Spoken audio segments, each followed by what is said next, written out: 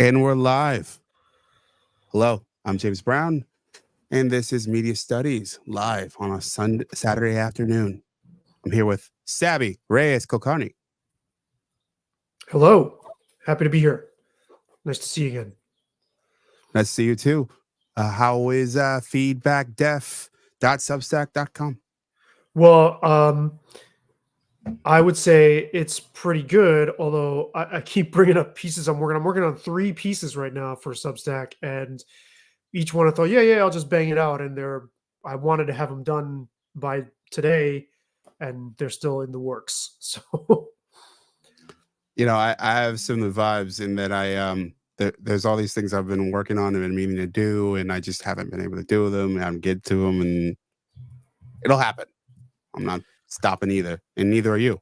right, it's happening. I mean, I worked a lot on these pieces this week. I just want to share one of the titles with you, which I think I might change now in the wake of all this diss track stuff.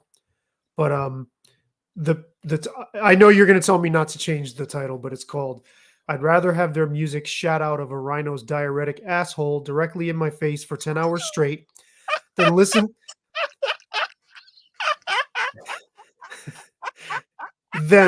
to them talk to Bill Simmons," which we'll get to. Are you sure you don't want to start with that instead of diss tracks? I mean, we could go to diss tracks first, but holy crap, man. that was my spontaneous response to getting. Well, I guess we might as well start with that. I didn't mean to do that, but the diss track thing has me rethinking. That's kind of fucked up, and also, it's not only punching up; it's like it's like a microbe on an ant's ass, like punching Colossus or something. Like Bill Simmons it's the apex of everything we're doing, and then there's like me, with tiny number of followers. Bill would have done that. It sounds like something that Bill Simmons would have wrote. Okay. Okay. Bill Simmons punched up. Okay. Okay. And I think a lot of people, when you enter a space or are in a space and you are thinking about, you're trying to rise in a space, people punch up. Punching up is common. Oh, and I forgot to mention this. The subtitle is "A Pearl Jam Appreciation Post." so I mean, and I give Bill Simmons a lot of credit in the piece too. It's the piece is not actually as I don't know, overheated as that title. That's just what I spontaneously text messaged my friend when I saw and was horrified by this like picture of like a YouTube interview that Bill Simmons did with a couple of the dudes from Pearl Jam, and I was like, fuck that. That was just off the top of my head. I was like, oh, that's a great title. Well, let's just talk about it. What irritated you about Bill Simmons interviewing Pearl Jam? Man, it wasn't even fucking 30 seconds in. I was just like, man, I can't watch this. So let me just, if I may, because this is in your wheelhouse. I first want to just establish what makes him awesome and why he is such a towering media figure, right? That's super important. And the thing where I discovered him was he was on Page 2 on ESPN right before Grantland, and he had this. I don't remember if it was the mailbag. I think that's just what he called it, the mailbag. Yeah. And I thought, man, like, so obviously people would write in, email, and he would answer, and his riffing sense of humor, like, and these were kind of fairly short, super short sometimes responses. Just rapid fire, man, was so funny, and I thought it was like so genius, like the way he did that. And I feel like that was the precursor to what we are now all doing, like in when you live stream and people like comment and you clap back at them and you get into it with them. That was like a what do you call it, prototype of Yeah. what we're all doing all the time. And he wasn't going back and forth, but it was like they wrote in and he answered back, and that was it. And as he rose in his media, like basically built a media empire, he's just such an inspirational story. I mean, what he was doing was like literally like the guy in his fucking basement. I don't know if he was in the basement, but just in his house, firing off these like quips, and then that he turns that into ESPN, Grantland, and now The Ringer. Mhm. And it's like, damn, that's like like such an impressive career trajectory. You want to But back up a little bit further? yeah, sure. So it's mid 90s. Bill Simmons is out of college and nobody will hire him as a sports writer. He can't get a job. And he wanted to be a sports writer, and he ends up writing for, I believe, if I remember correctly, he had his own sports site. He just created a blog. Right. started I forgot what it was called, but yes. And I think he made it on, I forget which Boston paper, but it was one of the smaller Boston papers. He started making it there. Then he ends up sort of in the AOL fan house kind of area, all before Page Two. It just sort of he was just grinding. He was working as a bartender and was grinding out these articles. And some of them took off, and all before he began his ascent on Page Two, on the way to gaining power in the ESPN ecosystem, creating Grantland onward, on the way to selling The Ringer for $200 million. Whew. I mean, so that has to be the first thing out of my mouth when it's like putting it in context. Here's this person that is in so many ways an inspiration. And then like so Pearl Jam did an interview with him. They did an interview with Zane Lowe, also at the apex of what any music journalist / interviewer like me would fucking kill, or at least, if you're hosting for Apple Music, that is essentially the top of Mount Everest, it's one of them, right? Apple Music. Okay, fine, but it's still your mom. Everything they say about me is true. If you got that gig, it is the ultimate sort of prestige gig, I think. Not in terms of what you and I value necessarily, but in terms of what like is instantly recognizable. You're like, oh, I host the show for Apple Music. Everybody will go, oh, okay. And then Howard Stern, of course, he's got his own interviewing style. And I look at all three of them and I'm like, they all bring so many strengths to the table and yet don't really view the interview as something to take seriously enough. Zane Lowe, I think, is an exception here. But they all fumble the ball in these huge ways on these huge platforms with all their talent, and it's very disappointing. And Bill Simmons in particular, I don't think translates for me. His podcast numbers will tell you different. Obviously, he does incredible numbers. Mm-hmm. He doesn't translate as well voice-wise, like, or on video, as he did in print. He was so witty and so funny in print. I like his morning walk, like quick, short videos. Like he's walking and he's like, "Oh, I just have this thought I want to share with you," and it's over. I like him in like super rapid fire, bite-sized format. Then Grantland, I was impressed by how fucking long those pieces were, but I'm like, damn, dude. Like this guy can go on and on, and I am not a person of few words, as you know. Mm-hmm. And I thought there was something about that was charming too, but I feel like he's such a big media presence. He doesn't really have to do that much He doesn't approach an interview like, oh, I'm doing something I have to really try to take seriously.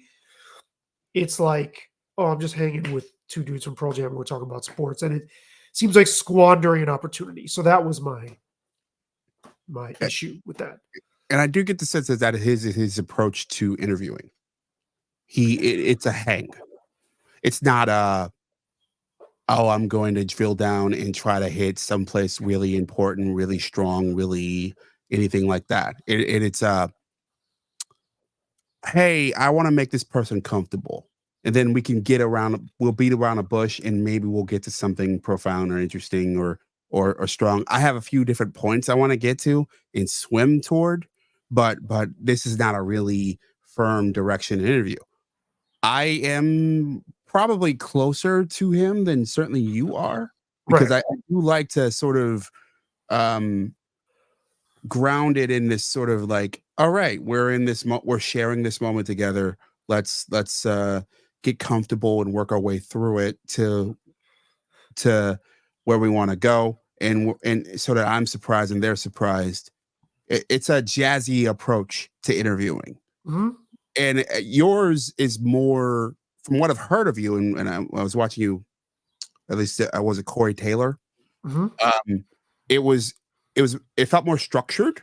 It felt like you were definitely prepared. Maybe not necessarily more, but you had a way, and many interviewers have this approach where they are directing the ship where they want it to go. I think Simmons is like, it's going to go where it's going to go. I have this unique moment with, for example, Kevin Durant. Those interviews, I thought they were very interesting. I didn't think they were great. I thought they were interesting, and they're definitely unique. And it was essentially, hey, I'm just going to share this with you, and I'm going to talk about the stuff I find interesting about you, and about your career and your career arc and your larger space, but no real direction. Right. See, I hate that. I've always I don't like dude, listening to Dan Lebitard and his morning crew Hmm. just fuck around for an hour is like fucking nails on a blackboard to me. Um, I I go into interviews. The mental picture I always get is like you're about to pitch 8 innings. And there's some dudes that like did that, and you could see on their fucking faces like how important it was to them, or like a cross examiner or something. But I do get to that rapport that's important to me, and it always goes places I wasn't expecting. And then, I recently had an interview with one of my all time musical idols, the founder of the founder of the band Helmet. He bumped into something in the back of the room right as we got on Zoom, and I threw my structure completely out the window, and it was the most incoherent, but it was also a fucking great time. We just shot the shit about music for 2.5 hours. But I said at the beginning, I'm like, I don't think this is even listenable. I'm going to post it. Um, but typically speaking, I like to have definitely something to work from, and just the flow of a conversation. And just it's the same thing I said about Jake Paul, right? Like he's got the athletic ability, but he hasn't devoted himself to this vocation. And that's what I get from certainly Bill Simmons and from Howard Stern. Howard Stern could be the world's greatest interviewer ever, probably, because he has a way of getting people to say things they wouldn't say, but he interrupts. He's not prepared. He doesn't do it's like there's nothing. He's not taking it seriously, what you could get from asking a question. And I find that very, very, very unfortunate. I don't like Howard at all, interview wise. I don't understand the love of his interview style, or it is unique that he gets a celebrity to talk for a couple hours, and he'll often do it in person, and sure, okay, maybe they're a bit more revealing. All right, fine. I don't find anything great about his process or approach that I am attached to on any level. I think he's okay. I think he is pretty narcissistic, and it comes through.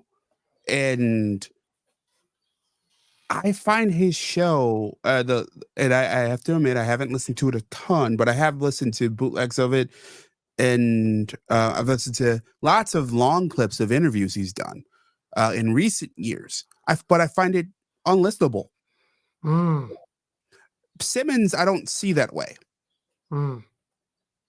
Simmons, I guess I'm more forgiving, I guess, but with Stern, I have no forgiveness for the quote king of all media. You know. So, and my issue with Stern is God, he interrupts so much.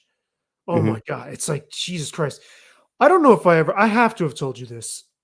Around, it must have been 2014, somewhere around there. Because I have the same issue with Mark Maron, who I find unlistenable. And again, it's like Mark Maron had Obama on, you know what I'm saying? Not that I don't have a roster of people that are no slouches either, but I mean to have that kind of access, Obama, Keith Richards, he is an A-lister, you know, a of the people he can get, and doesn't prep at all. And I understand it's supposed to be like, oh, I'm just sitting shooting the shit, kind of like what I said before.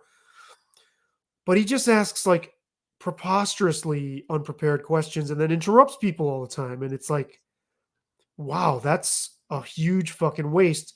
And he doesn't take it seriously. And it's being sold as, oh yeah, I'm not structured, just come hang. This is like no pressure, just come hang, watch us hang.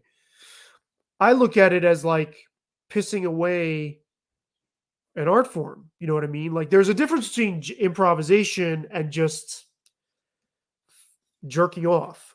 You know what I mean? And similarly, Rick Beato, Rick Beato is from our town where we live. He was just inducted into the Rochester Musicians Hall of Fame or Music Hall of Fame. Obviously, killing it on the YouTube numbers and the podcast. But he said on Evan Dawson's show on your former haunt XXI, he doesn't prepare either. Now he said he does take the interview seriously, but why would you go into something not having just off the cuff? He's another one who interrupts too much. Dude, I love Rick Beato's musical analysis breakdowns. They're amazing. That's his brand. That's what built his channel.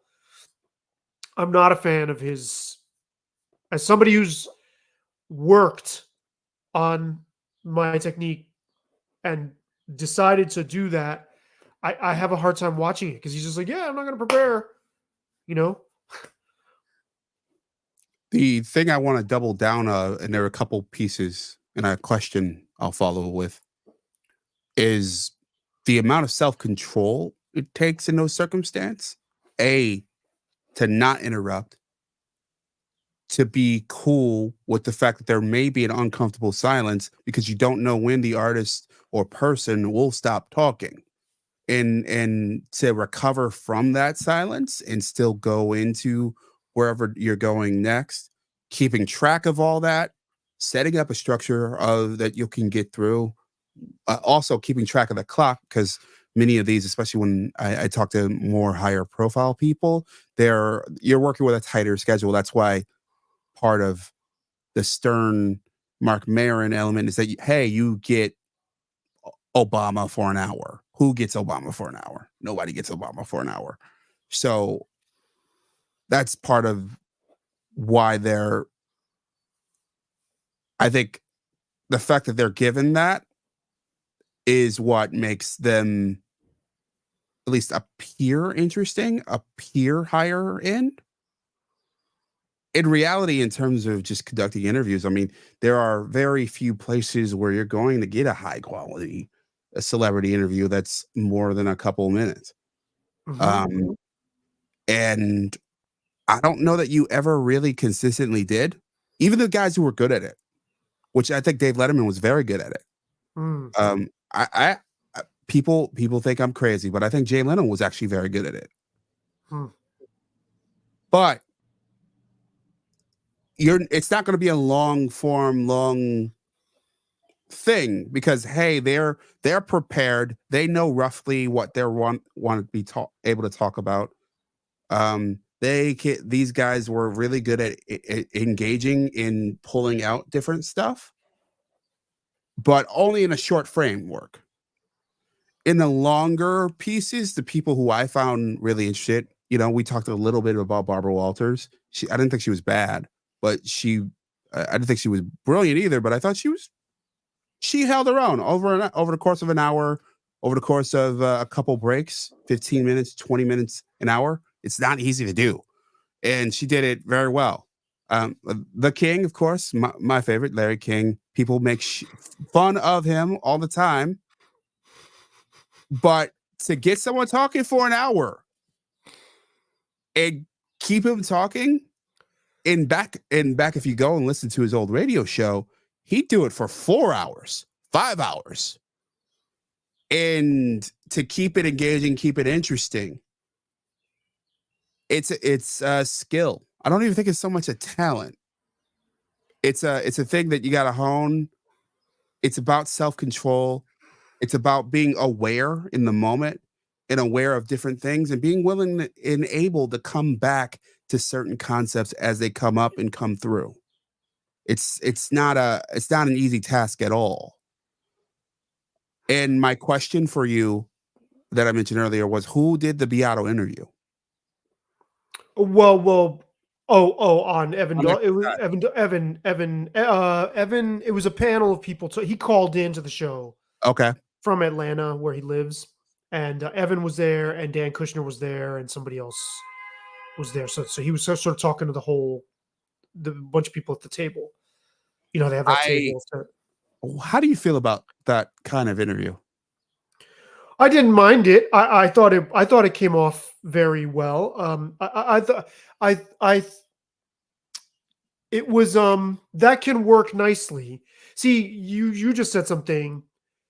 You talked about how it's a skill you hone. It's really rhythm is such a huge part of it. And it's establishing a rhythm and a rapport with a different dance partner each time. And It's like a jam session. yes, and being able to, well, the Evan Dawson with a bunch of people is like a jam session, and it's like okay, now you're jamming with so and so today. Now you're jamming with so and so. Now you're jamming. Or you're doing like a seminar or a clinic, right? With so and so, and you have to adjust, and holding that thought is such a huge part of that. And I mean, look, I get irritated when small children don't do this, and especially now we've talked about this where parents are not pushing back enough. But from a certain age on, even if you're a toddler, you can start to key in, okay, someone is saying something, let me just hold on to what I'm about to say. Let them finish. What I always say to my daughter, it's like, okay, you're throwing the ball, I'm throwing the ball. It's like we're both kind of flowing, making music. And that may seem like overly I don't know if that comes across as like overly repressive to say that to a 6-year-old, but I know she can do it because in certain settings she will hold back, and then with us she's more familiar, so she'll interrupt more. Right? And I try not to do that with her, and I'm trying to instill, because that back and forth is like the lifeblood of human interaction. Right? Being able to just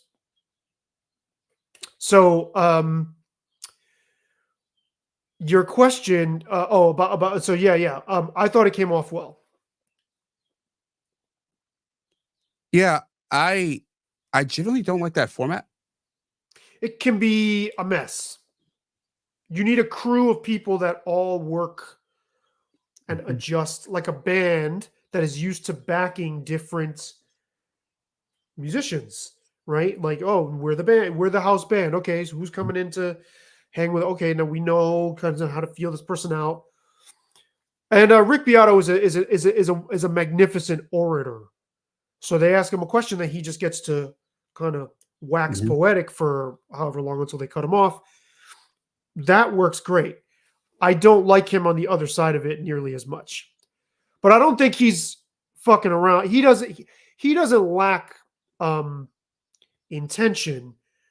I just think he doesn't see it as something that requires rigor. He's like, "Well, I've got a great memory and I remember so many details about an artist." And again, he's like, "Oh, I just want to see where the conversation goes."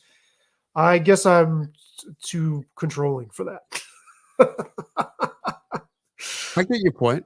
I get why you would be. I mean, it is your work. It is your um I I get art feels strong, but it is your art. Mm, no, it is. I look at it that way. And you mentioned Barbara Walters. I think way more highly of Barbara Walters than you do. But other ones, Charlie Rose, Mhm. Oh, Charlie was Bob good at it. Bob Costas. Yeah, he was fantastic. That was the motherfucker right there. And fantastic in every form. He is a like in terms of broadcasting, I can't think of there are a few people in his class. I mean, that dude was a fantastic. If you looked at later his old show that was late night on NBC, where he was doing celebrity interviews, interviews with politicians and interesting people, he did it magnificently. As an anchor, he was a magnificent anchor. He was Different fantastic. format, yes, and it's a totally different piece. Totally, Sorry to interrupt you. Yeah, yeah, yeah.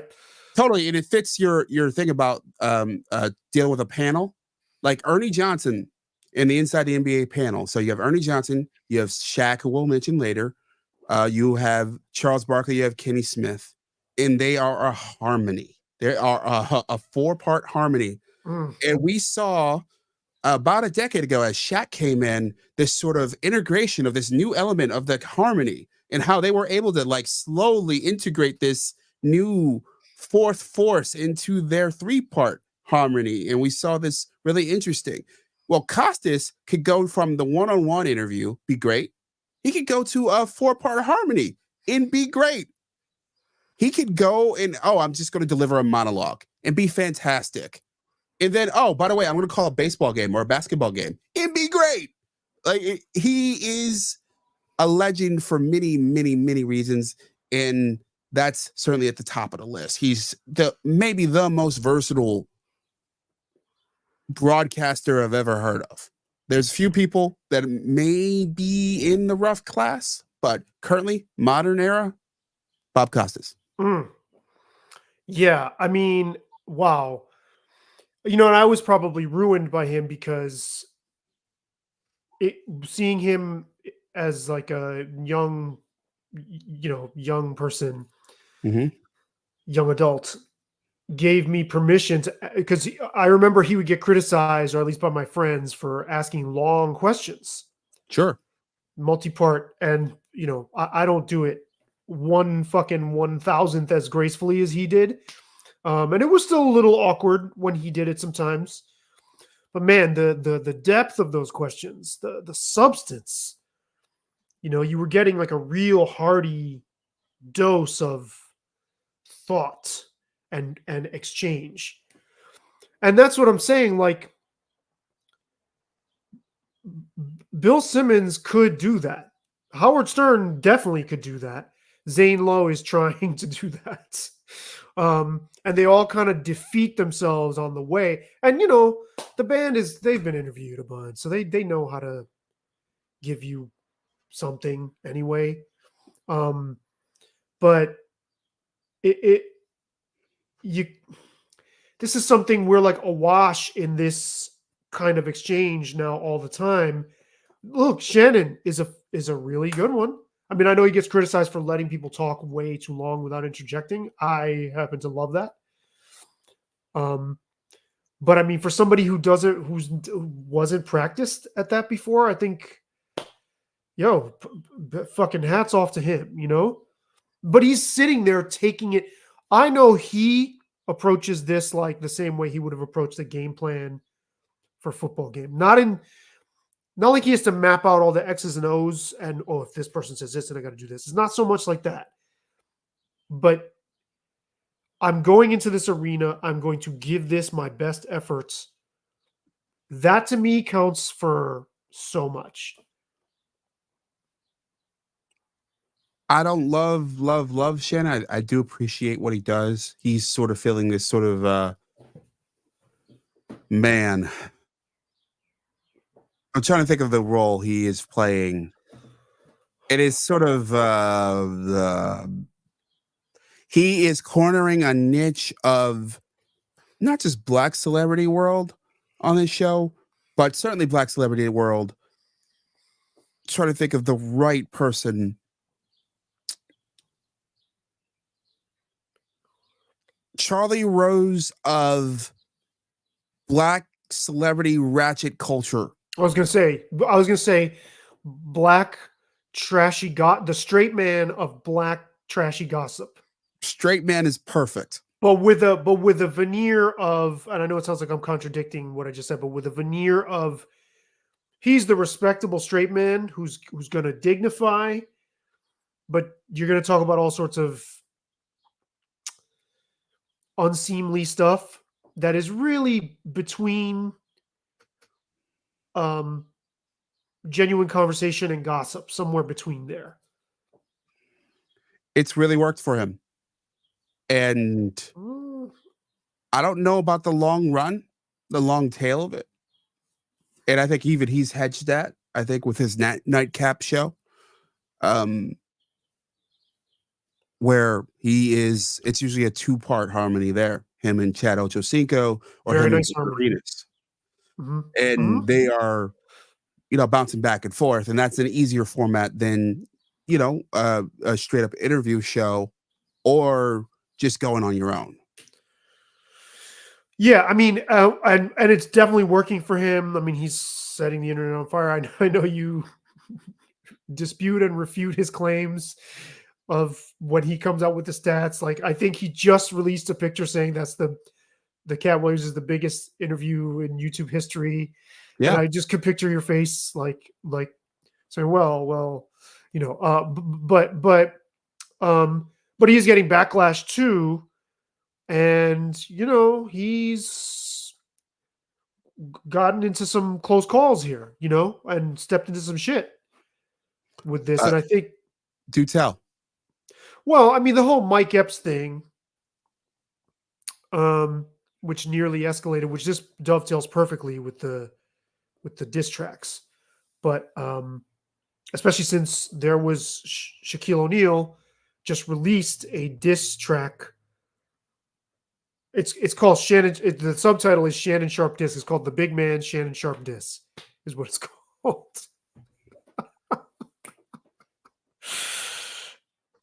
Where's JB in the background going, well, hold on a second. Hold on. Are these statistics real? I before we get to, we'll get to Shaq in a moment.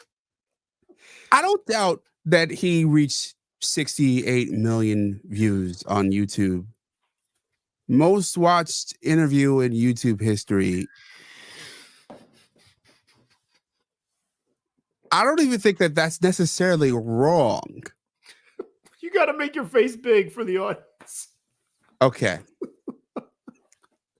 All right. I just love the skepticism. Yeah. I'll go solo on this one. Yeah. I don't think that Shannon Sharpe is the numbers that Shannon Sharpe are presenting, 68 million views, are necessarily wrong. I'm not saying they are.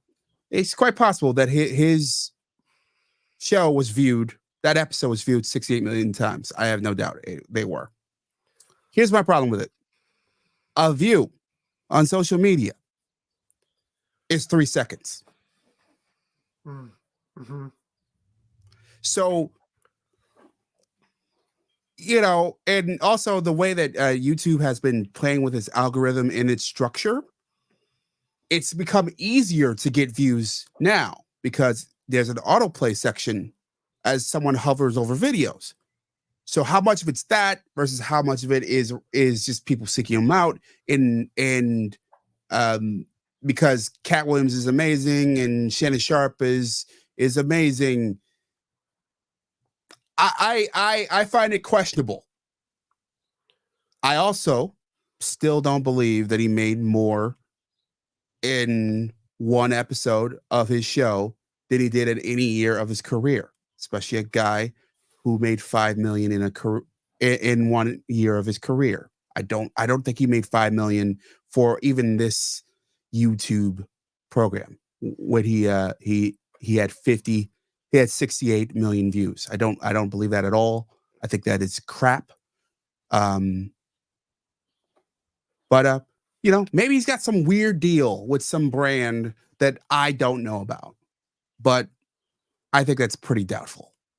He wasn't saying it. He was presenting it as if it was just from the hits. Yes. Yes. Or from the traffic itself. So, I mean, regardless, that whatever it is, obviously that interview skyrocketed and is, pretty much, I mean, number one with a bullet for the time for our moment right now. Yeah. The question you and I, right, and the question you and I have brought up, and actually the fact that that was posted, well, that came up in my feed. How recently was that posted? Was that the other day? Okay, let me look at I it. assume that, but 2 days ago. 2 days Okay, ago. okay. Thursday. Okay, so how Thursday many night. months ago was that interview? That was in January. Right. So that is a bad sign as far as I'm concerned. What Because do you you and mean? I asked on this show, or I asked you on this show, how is he gonna be able to sustain this? And you said he's not going to be able to. Yeah. Um, and is the and then I asked you also, is he gonna get typecast and stuck in the black celebrity gossip lane rather than being able to speak to whoever? Which he has so far. Now, it's not, it's possible that he could get out of it eventually, that he could grow out of it. I mean, Joe Rogan kind of grew out of it, right? Where he was only talking to comedians and MMA fighters for a while. And then he sort of grew into more metaphysical, esoteric stuff. And he moved into, it became a platform for stuff he was just curious about. Which is a lot of stuff. Yeah. He doesn't even have to know. He doesn't even have to know it enough to even know that he's curious. As long as it's like, oh, that's interesting, right? So if Shannon gets another guest in another sphere who Yeah. similarly lights the joint up the way Cat Yeah. Williams did, and the numbers fucking just mushroom cloud, then he will be sought after.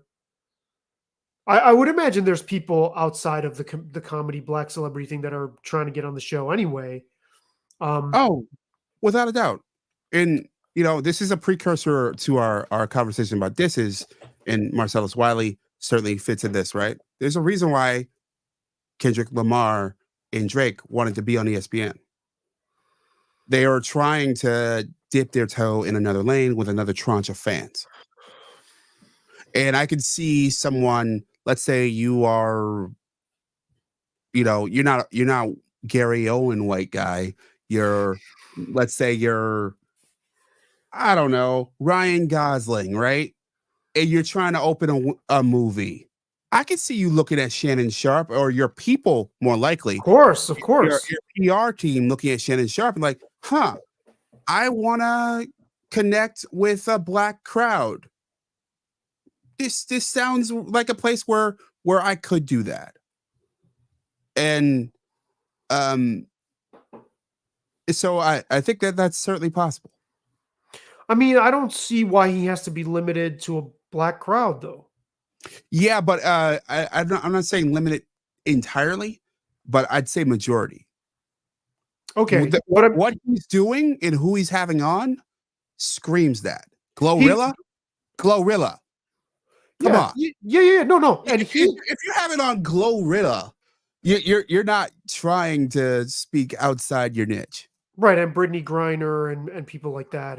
Brittany Griner is actually more of a cross-cultural celebrity, as was the Johnny Manziel deal.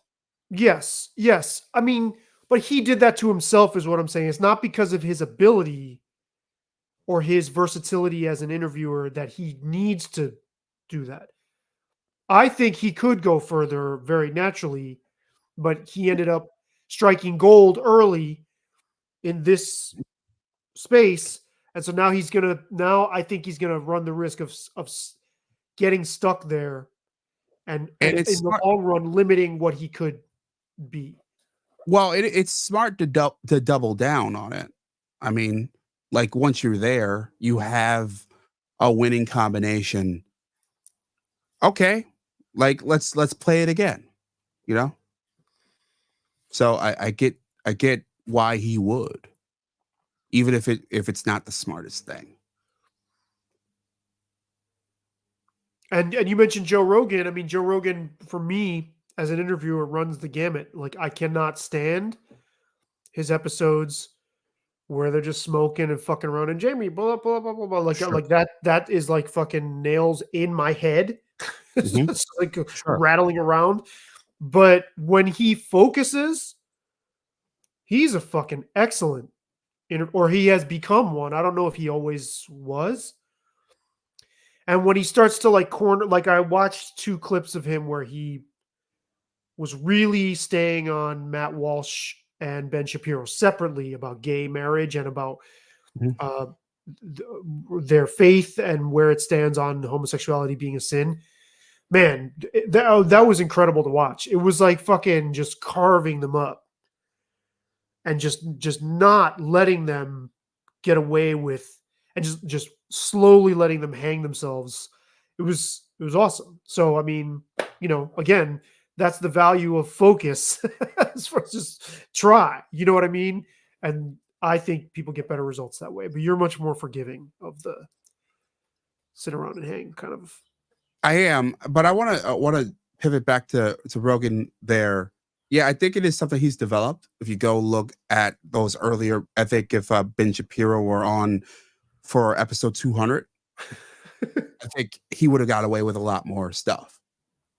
I also think, and Shannon Sharp does have this possibility in his back pocket.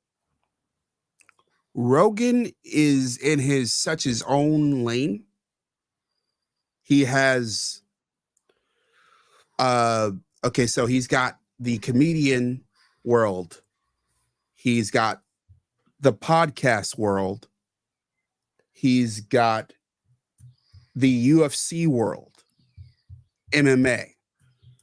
And he's got these multiple groups of fans that are all sort of um where if he loses one a little from one, it doesn't really matter.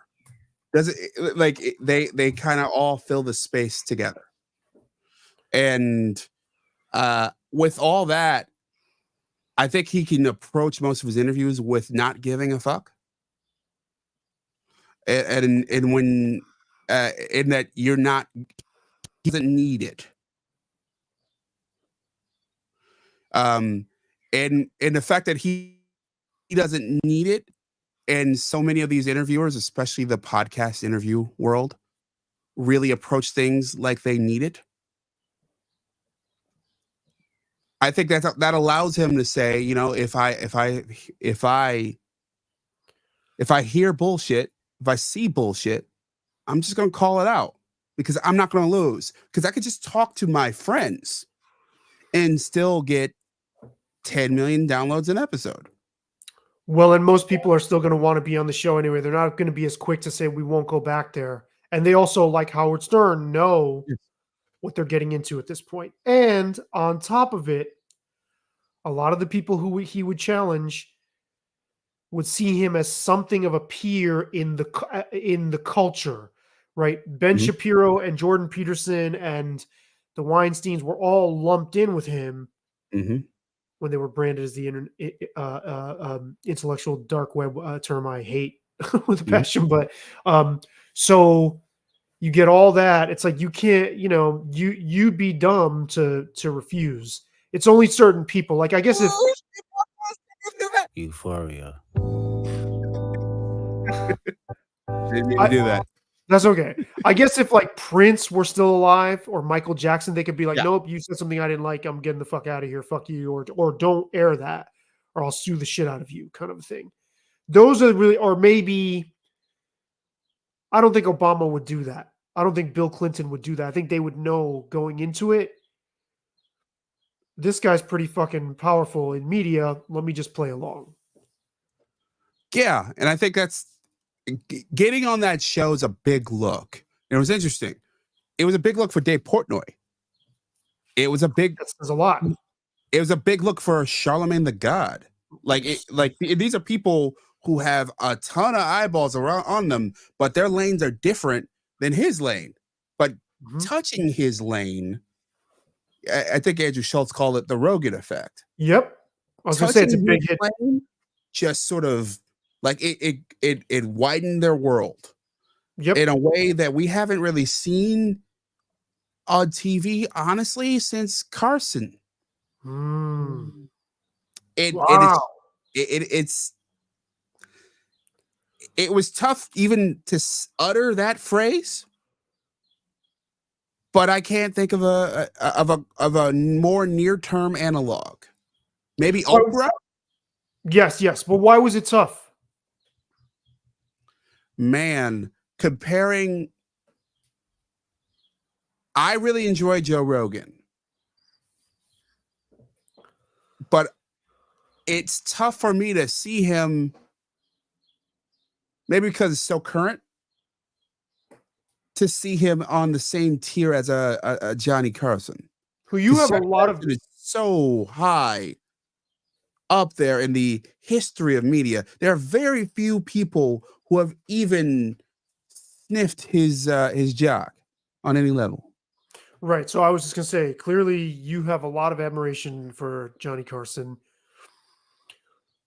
Can you fill us in on why it is you feel so strongly about him, and what's your first introduction? I mean, I know he was just on, but Uh, but I'm older than you, and by the time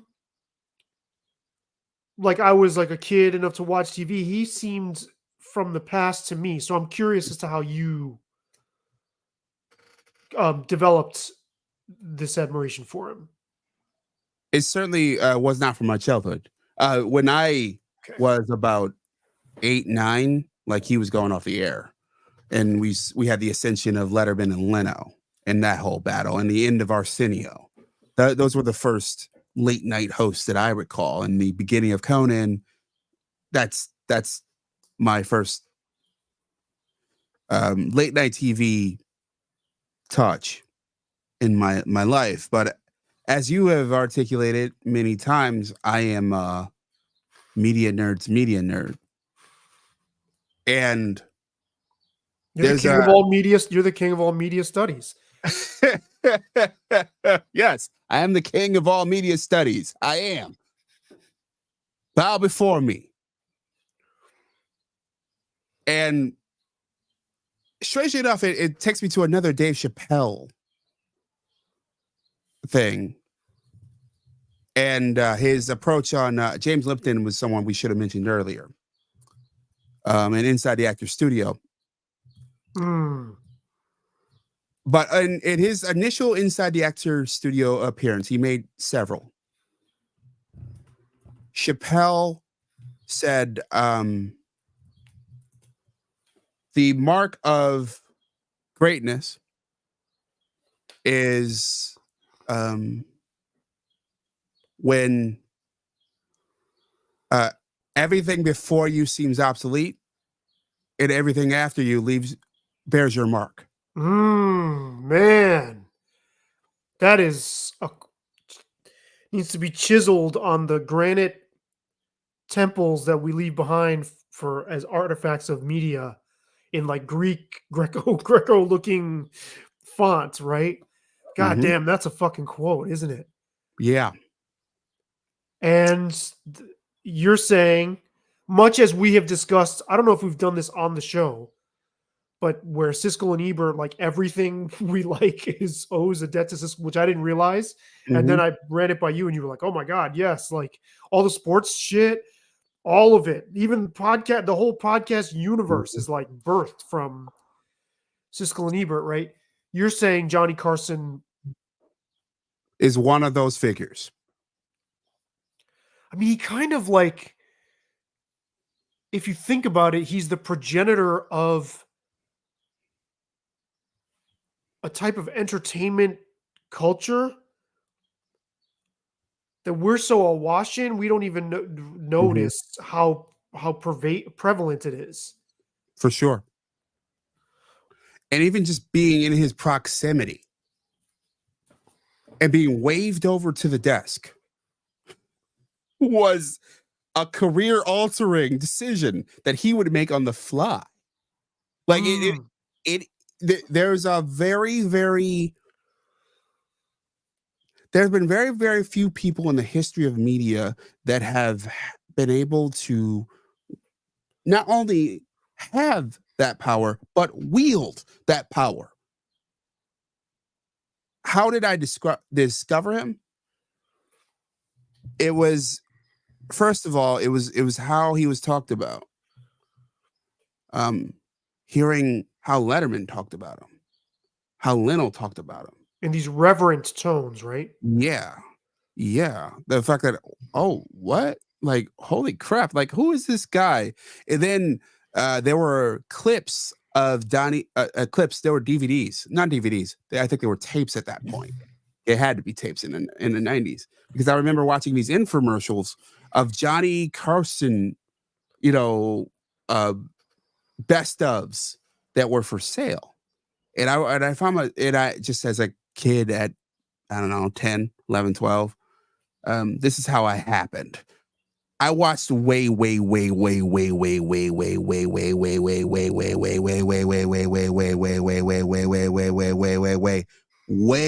much television.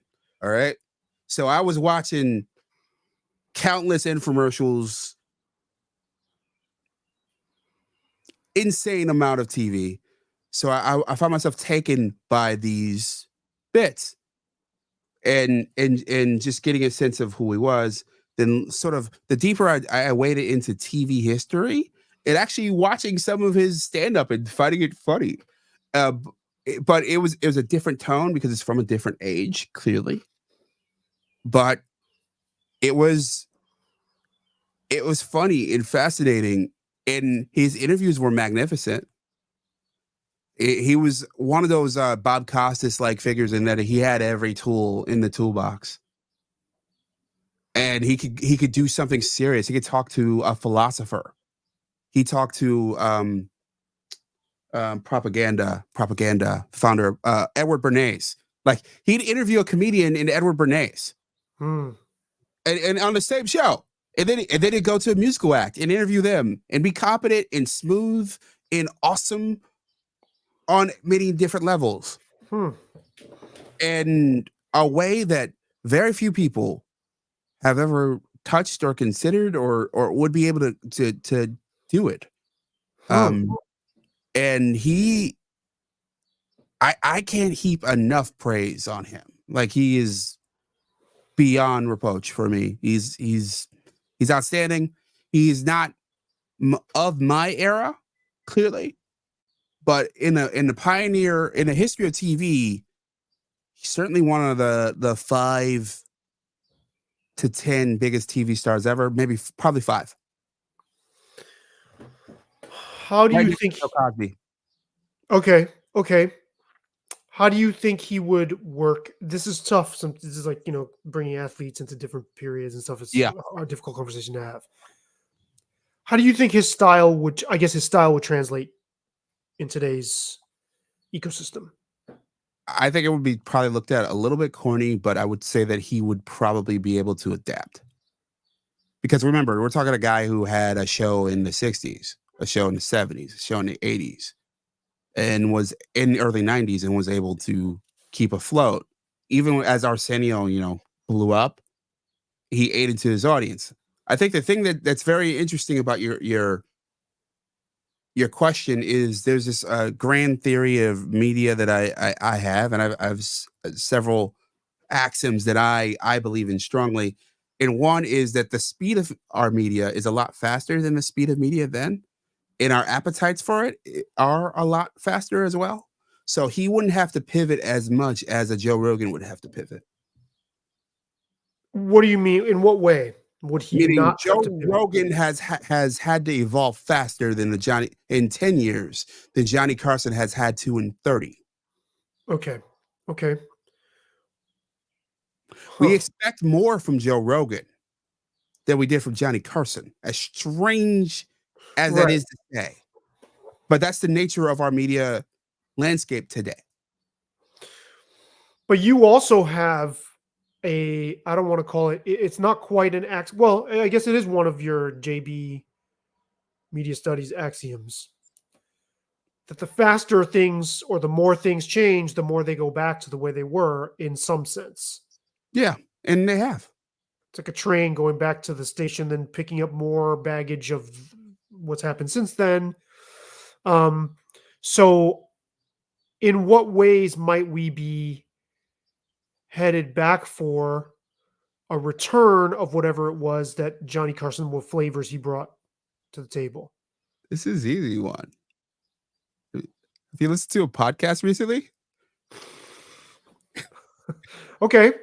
I mean, he was the king of long form interviews. The Tonight Show at one point, where I believe it was 2 hours. It was an hour, 2 hours or an hour and a half, and it's because he would do a long multi-break interview with a celebrity. It's Bill Simmons talking to Malcolm Gladwell and Eddie Vedder in successive episodes. There you And go. at a certain point, that seemed very, very novel in the 60s to go from one, this one athlete to like a more of a theoretical thinker to um a author of an interesting book to a comedian, like to have them all in the same space. There was a point where that seemed strange in the 90s and even in the aughts, early aughts, I'd say for sure. It seemed a little bit weird. If you look at the lineups of late night talk shows, I was thinking about this. If I did go get a PhD at some point, that was one of my potential studies, is where I would analyze how we have guests on how guests vary in different points of media history. But Wow, that but would if really consecrate your status as a black nerd. You have like serious black nerd accreditation there. Especially that's a really specific. it is really specific, but I love it. That's my greeting card for today's audience or whoever, whenever you happen to be watching this. We'll get back there. But yeah, it's one of the things that I am very interested in. And what we saw post Carson was comedy got sort of narrow, and the type of acts that we would have on these shows got narrow. It was the one or two, um, a actor in a show, or two actors in a show. You have a movie out, you have a TV show on, and then you have a musical guest or a comedian to end the show. And it was sort of just this. This was all, things got so more narrow. And then as Letterman's got older and I think stopped giving a fuck as much, and as things started to change, you started to see sort of this wider variety of guests start to show up again. And Letterman having longer interviews, having a guest on for multiple segments as well. Leno wasn't interested in that.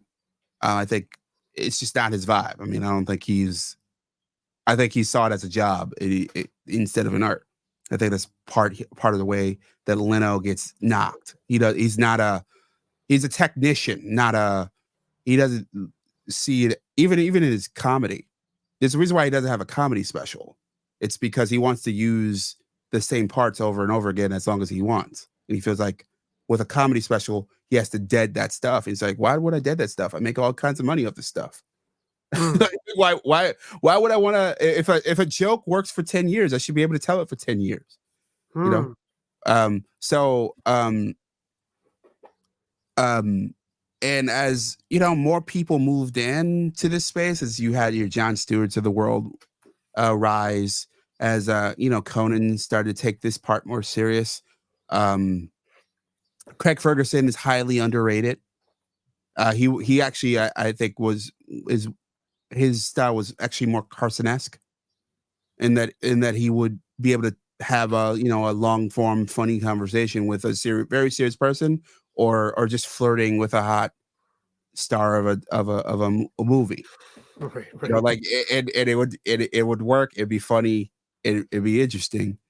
And at the same time, we had the birth of podcasts in the host guest syndrome of podcasts. It could be a lot more things. It often is a lot more things, but the bulk of podcasts are a host and a guest, and and it's one interviewing the other. Well, but in a And, sense, oh, sorry. and that's I think that's one of the direct connects to Carson. He was by no means the only person to do it, but he was certainly the high watermark Hmm. or one So, of in a them. sense, Joe Rogan is sort of, or Carson is sort of Joe Rogan's daddy in a way. N- Yes, in terms of his impact, especially Carson was seen by such a he was so revered and seen by such a large amount of Americans, and the people who watched him. They were enraptured by him in a way that we've only really seen with a couple other audiences. We brought up Oprah earlier. I would throw her in this cohort as well, where Oprah could sell to her audience. I don't think Jerry Springer could really sell to his audience. You know what I Hmm, mean? Oprah could sell. Maury Povich can't sell to his audience. They hmm. were all about the Oprah experience. They wanted the Oprah magazine. They wanted to read the books that she was reading. They wanted to be like Oprah. Oprah was their friend, and they wanted to be within the Oprah ecosystem. They wanted to share the experiences that Oprah had. It wasn't really like that. With a Springer or a Maury or even a Ricky Lake, you wanted to. You're kind of looking at, oh, that's interesting. That's candy. Oprah was more like, oh, I want this in my life all the time. Um, I don't want to just gawk at her. I want to be her to be a part of my life. And Rogan has sort of slid into that kind of role where if you're on and Howard Stern was this on the radio, his terrestrial radio show was this for many acts where it was like coming on that show made them a giant star outside that realm. What's happened on Rogan is many acts going on that show, venturing into that world, and according to Spotify, between 10 and 20 million listeners per episode. Listening to those people, being in those person's ear, it it it it it rises you up a level for at least a time, Hmm. and and you feel it, and you feel it like you don't feel anything else. Going on the news, going on Letterman, going on Fallon right now, going on on Kimmel, going on Colbert does not have the effect it on the rest of your career. It's a nice to have. Going on Rogan, there's countless people who are like, boy, this was transformational. Right. It's more of a cultural force and kingmaker kind of a thing. Even if the numbers would happen to be higher on a TV broadcast, the impact of being on Rogan, you're saying, is going to be deeper for whoever the guest is. Hmm.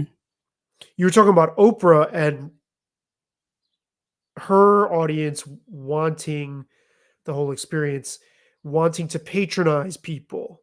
Like, so if Hmm. she had an author or whatever, it was like selling that author's whole, not just their career, but christening that author's brand out of Oprah's own personal cart at the flea market, kind of like, okay, I'm giving this my blessing to all the people who come to my stand.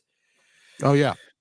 And it's like the opposite of is like pre-internet stands, but with a positive effect instead of the kind of stands that swarm on people who to attack people who speak against the object of their adulation.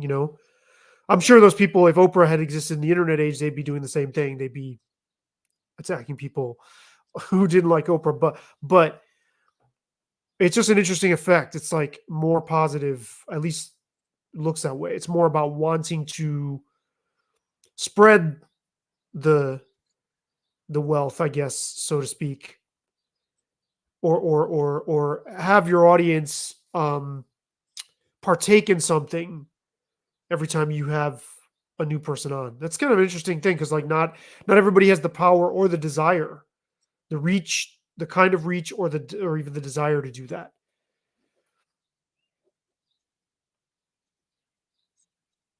Or the kind of product.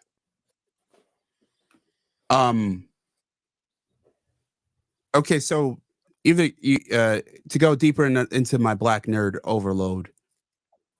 For a Overlord. second, I won't go too deep here. Black Lord Overlord. Overlord. Is what that's, black nerd Overlord. Yeah. But James is like Dumbledore of the Black Hogwarts.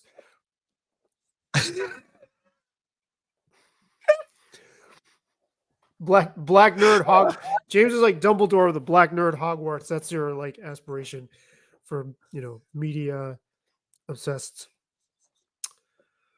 Yeah. Yeah. Well. All right.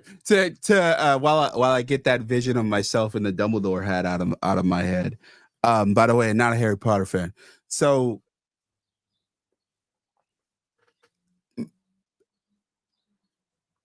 the formula for creating most popular shows on the internet these days is to go narrow and deep. You have a very specific focus and you go deep. Right. So people go ahead. Well, so super fans Yes. who want to get into autistic level detail about a certain topic. It's the Kevin Kelly 1,000 true fans theory. I don't know if you're familiar with this. You've talked to me about this before. I don't know if the audience is, but you've talked to me about this. The audience, I'll explain this really quickly to you. Well, he was one of the founders, I believe, of Wired, and he wrote this essay that if you can develop 1,000 true fans, and when I say true fans, people who will pay for everything that you develop, they are nuts about you. They respect your knowledge. They will pump you up to their friends and their acquaintances. They are all about you. That you can build a fortune off just 1,000 people who will rock with you. Believe it or not, whatever. But that's the backbone ideology of how most shows gain traction. You develop that sort of hardcore fandom, people who are really into you, those super fans, you super serve them, and they become your ambassadors. And over time, you branch out and grow and grow and grow, like you proposed with Shannon Sharpe, like we've seen with Joe Rogan over the last decade. But when you do that, when you narrow in your audience like that, it's exclusionary, and purposely so. It's this I believe it was one of the original MTV execs said this, that they on purpose tried to make MTV unwatchable for people over 30. They didn't want people over 30 watching them. So they wanted to make it feel like, oh, you are invading into, enemy territory. And at the same time, making it unwatchable for people over 30 made kids think, holy shit, I want to be a part of this. Piss off my parents. Yeah. That's the whole logic behind most internet audience building. Whether it's a blog, social media site, whether it's your profile, podcast, whatever. When you do that, having such a narrow audience, you end up in this audience capture where you are just feeding them and you're trying to give them what they want so that they stay, because you only have so few of them, and you don't want to lose your grip on that small cohort. So usually, and this gets back to Shannon, you look at your episodes and you're like, oh, this got 2 million, this got 3 million, this got, this got 900,000, this got 1 million. I got to keep giving them what they want. But over time, if you truly want to get huge, you have to go gen pop. You have to pivot to the center, like they say in elections.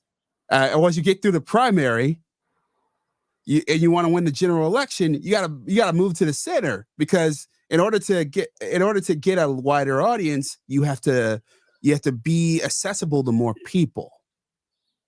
And that's what you see over time with interviewers. We've seen this with Charlemagne the God.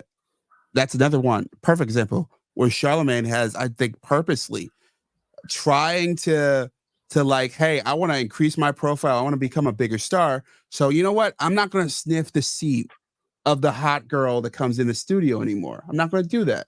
And I'm going to talk about mental health. And I'm going to be vulnerable. And I'm going to be more political. Yes, I'm going to have some Charlemagne touches. I want to make sure that people still feel that I'm Charlemagne, but I'm going to dull my edges so that those people who I pissed off or who look at me like, oh, I can't listen to that show, I can't watch that show, they're more attracted to me over time. Right, but don't you risk losing the people who you won? But then I guess the gamble is you get so many more in return that at that point you can jettison the 1,000 loyalists. Yes. Who are going to be done with you anyway by that point. They're going to move on to the next cool thing. Yeah. And you become gen pop. You'll keep some of them, but you've become gen pop. Interesting.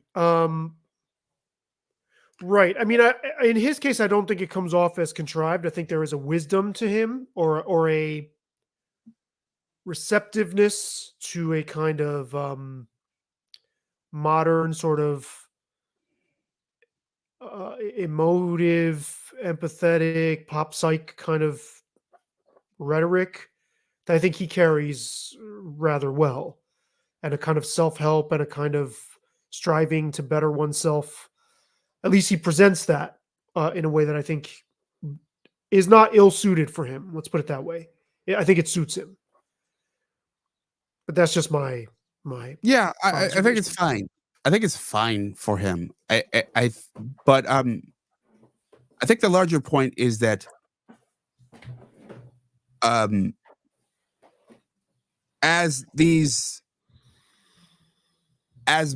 you have more people trying to go through this process, the reward system for going through the process is not as strong. So you don't end up with people developing into that next generation of Johnny Carson, of Oprah Winfrey, of even Howard Stern to a degree, because losing that core group becomes scary. The rewards aren't as strong.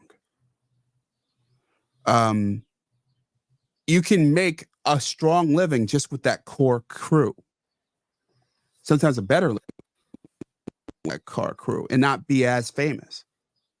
So you don't get fully minted, well-rounded hosts anymore. I think you get fewer and fewer over time, because the way the system is built, the incentives point us away from being a well-rounded figure.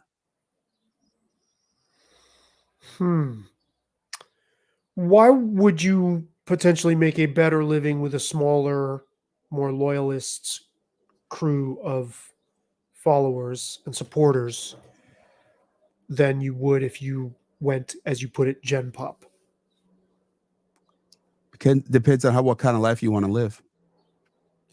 So if you're saying if your success level goes up, then your expenses may go up because you may embrace, or you're more likely to embrace, some of the trappings that come with that success. So the formula of what you're spending, not necessarily that you're living beyond your means, but you may be living richer than you were before and spending more of what you were making. Is that what you're? Not what I was saying, but I agree with that. That certainly Okay. happened, and it's certainly from what we've learned about Drake, and which we'll get into. That certainly seems to have happened to him. Well, what were And you saying? But what I was saying is that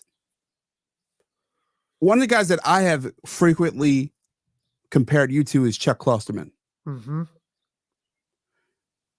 And you could argue that he, at least from my perspective, he's almost got the most perfect kind of fame.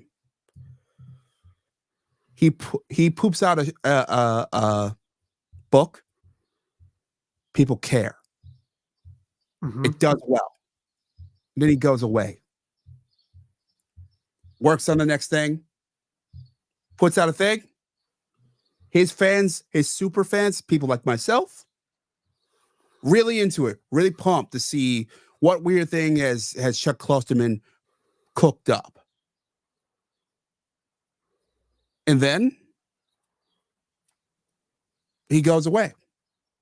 He can have a life. He can be he doesn't get mobbed when he goes to the mall.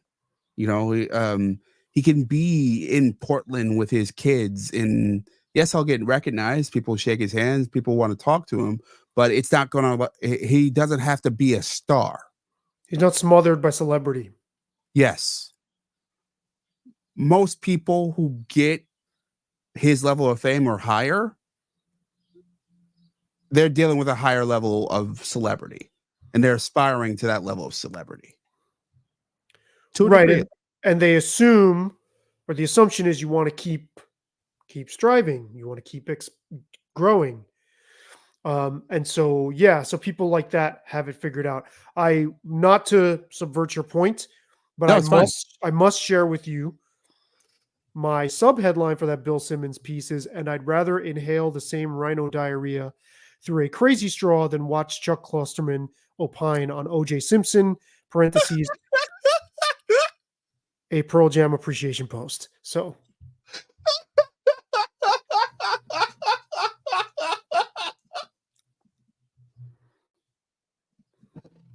Are you kidding me? You had Chuck in the subhead? yeah, because he and Bill, Yeah. so he wrote for both Grantland and The Ringer. I don't remember if he wrote for The Ringer, but I know he wrote for Grantland. And I remember a specific conversation in 2014, or whenever that Malaysian plane flight disappeared. Yeah. And I remember him telling Bill Simmons, so I'm, sitting around doing what culture critics do, trying to figure out what I can say. Basically, I'm paraphrasing, but what angle to take on a current event. And I thought, well, that's my issue with what you do. Because it's always looking to contrive an angle rather than just processing. Now, look, again, as you so perfectly laid out, he has the ideal success, the ideal life in terms of his success, his career. We would all kill to have what he has without the more destabilizing effects of lots of fame and money, et cetera, et cetera, et cetera. But I have never been a fan. I'm very, very tickled that you always compare. You think that you said my stuff reminds you of him, because it either means that I'm projecting onto him everything that I'm too blind to see that I am, right? That actually I am exactly I am the things that irritate me about him and just can't see it or can't face it, or that people aren't going to there is a distinction, but people aren't going to make that distinction anyway. Either one of which is fucking hilarious to me. Like if either one of those is true. And and I could see people chiming in, well, you're not nearly as accomplished, blah blah blah, and right. That's why I'm reluctant to talk about figures like this. But that's why I associate him with Bill Simmons, because of that conversation, and because Bill Simmons had him on Grantland, and his Mhm. analysis of I've heard a quote of him recently talking about Taylor Swift, or someone quoted him. Actually, Ethan Strauss quoted him, and yes, he's a highly analytical guy, which I of course value, but it's always trying to find a way towards a subject that you can then commodify the angle on the subject rather than the fucking subject itself. And that kind of drives me crazy. It's like profoundly uncomfortable for me to come across any of his stuff. Now, to be fair to him, in another life, that dude would have been one of the great sports writers of all time. Hmm. You think he picked the wrong specialty? If gauging by his life, no, he didn't. He picked exactly what I know. Lots of people who love him. I didn't realize you were as much of a fan as you are. Mhm. It's basically assumed that if you care for music, culture, entertainment, and that if you're somebody who does what I do, that you're going to automatically go, oh, I think Chuck Klosterman is great. I know lots of people who absolutely eat it up. So how can I say that he chose the wrong thing? I guess I wish he would have done more of the sports writing thing. There's a piece he wrote for Grantland about I don't even know if it was a Division 3. It might have even been lower than Division 3 basketball game. Mhm. Do you know the piece I'm talking about, where I'm it was pretty like sure I do. a Native American school Yeah. with fewer than the required number of players on the court?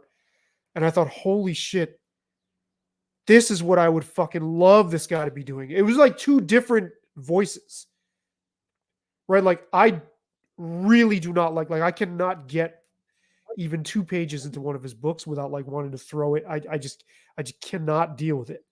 Right? It does not go into my system at all. Like, in my taste buds are like, no. I read this and I thought it was really beautiful and just superbly written. It was like a sublime piece of writing, and I was like, I like that Bill Simmons gave him that platform, but I'm just like, dude, why didn't you do this more? And I'm kind of being tongue in cheek because I actually did watch that OJ clip, and that's more of what I would want from him.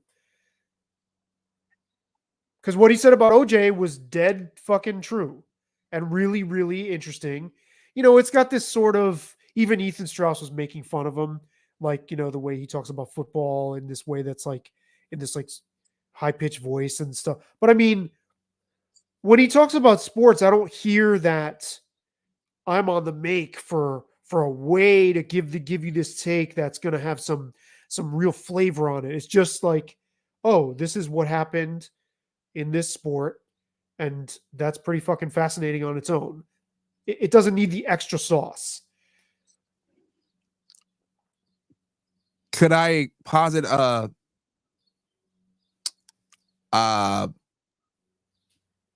possibility for you Yeah, sure, of course. that you don't get that version of Klosterman without the version that you hate?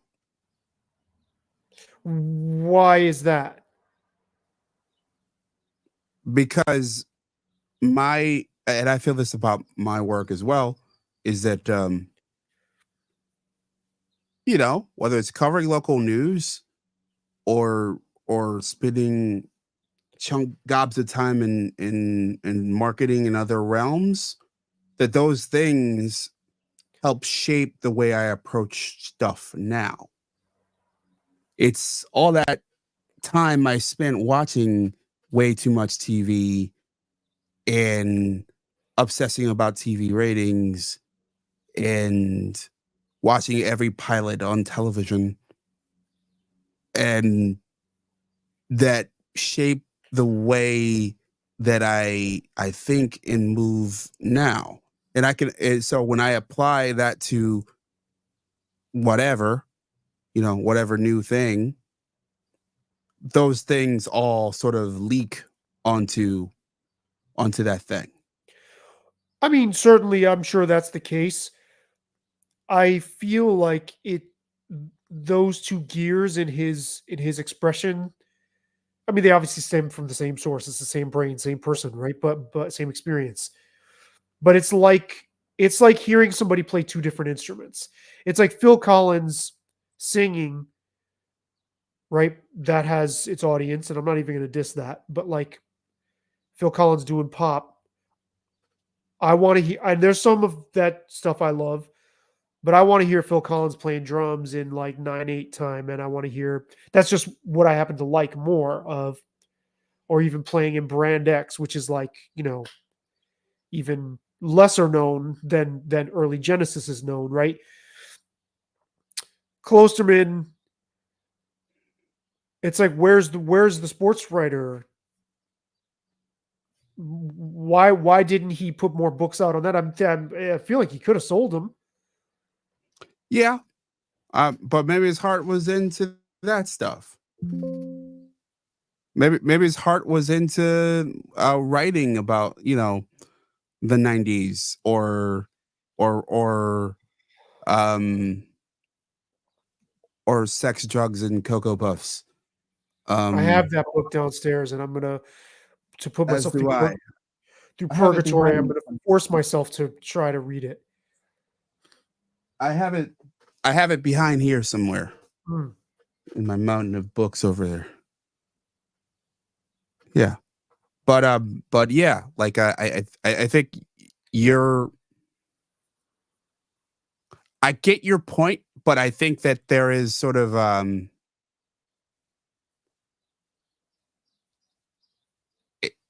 I think at a certain point you're going to do what you're going to do. Like you need to, you're serving something inside yourself when you decide to dig in on something. And I think his was more the pop culture stuff that you love. Yeah, I mean, I wonder if he looks at sports as kind of like the thing he does just for fun, as like a Yeah, diversion. I think absolutely he does. I mean, if you listen to him on Bill Simmons' podcast, the way he talks about sports, it's fun. Hmm. Well, and again, so in spite of the spicy title and the fact that I'm really not a fan, it's like I see a writer in there whose stuff I would have loved, and in fact have loved. I mean that for all the people in the audience, and I would recommend you read that piece again. Okay. It's really artful. Okay. Cool.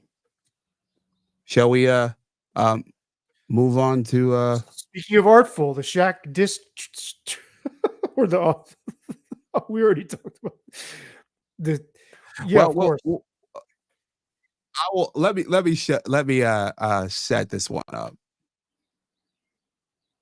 because this we need to give it its due.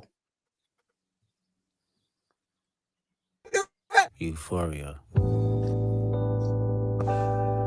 Ladies and gentlemen, Them superpowers get neutralized. I can only watch in silence. The famous actor we once Kendrick knew is looking Lamar's paranoid and now Euphoria. spiraling. You're moving just like a degenerate. Every antic is feeling distasteful. Why calculate? You're not as calculated. I can even predict your angles. Fabricate stories on the family Among the front, cause you most heard overanalyzed pieces of music I've ever heard. I can smell the tails on you now. You're not a rap artist, you're a scam artist with the hopes of being accepted. Tommy Hilfiger stood out, but FUBU never had been your collection. I make music that electrify. One of the You barbs make used music to that pacify 'em. I can double try down to on destroy that the line. career of another Spare you millionaire. kindness, random acts of kindness. Know you're a master manipulator and habitual liar too. But don't tell no lie about me, and I won't tell truths about you.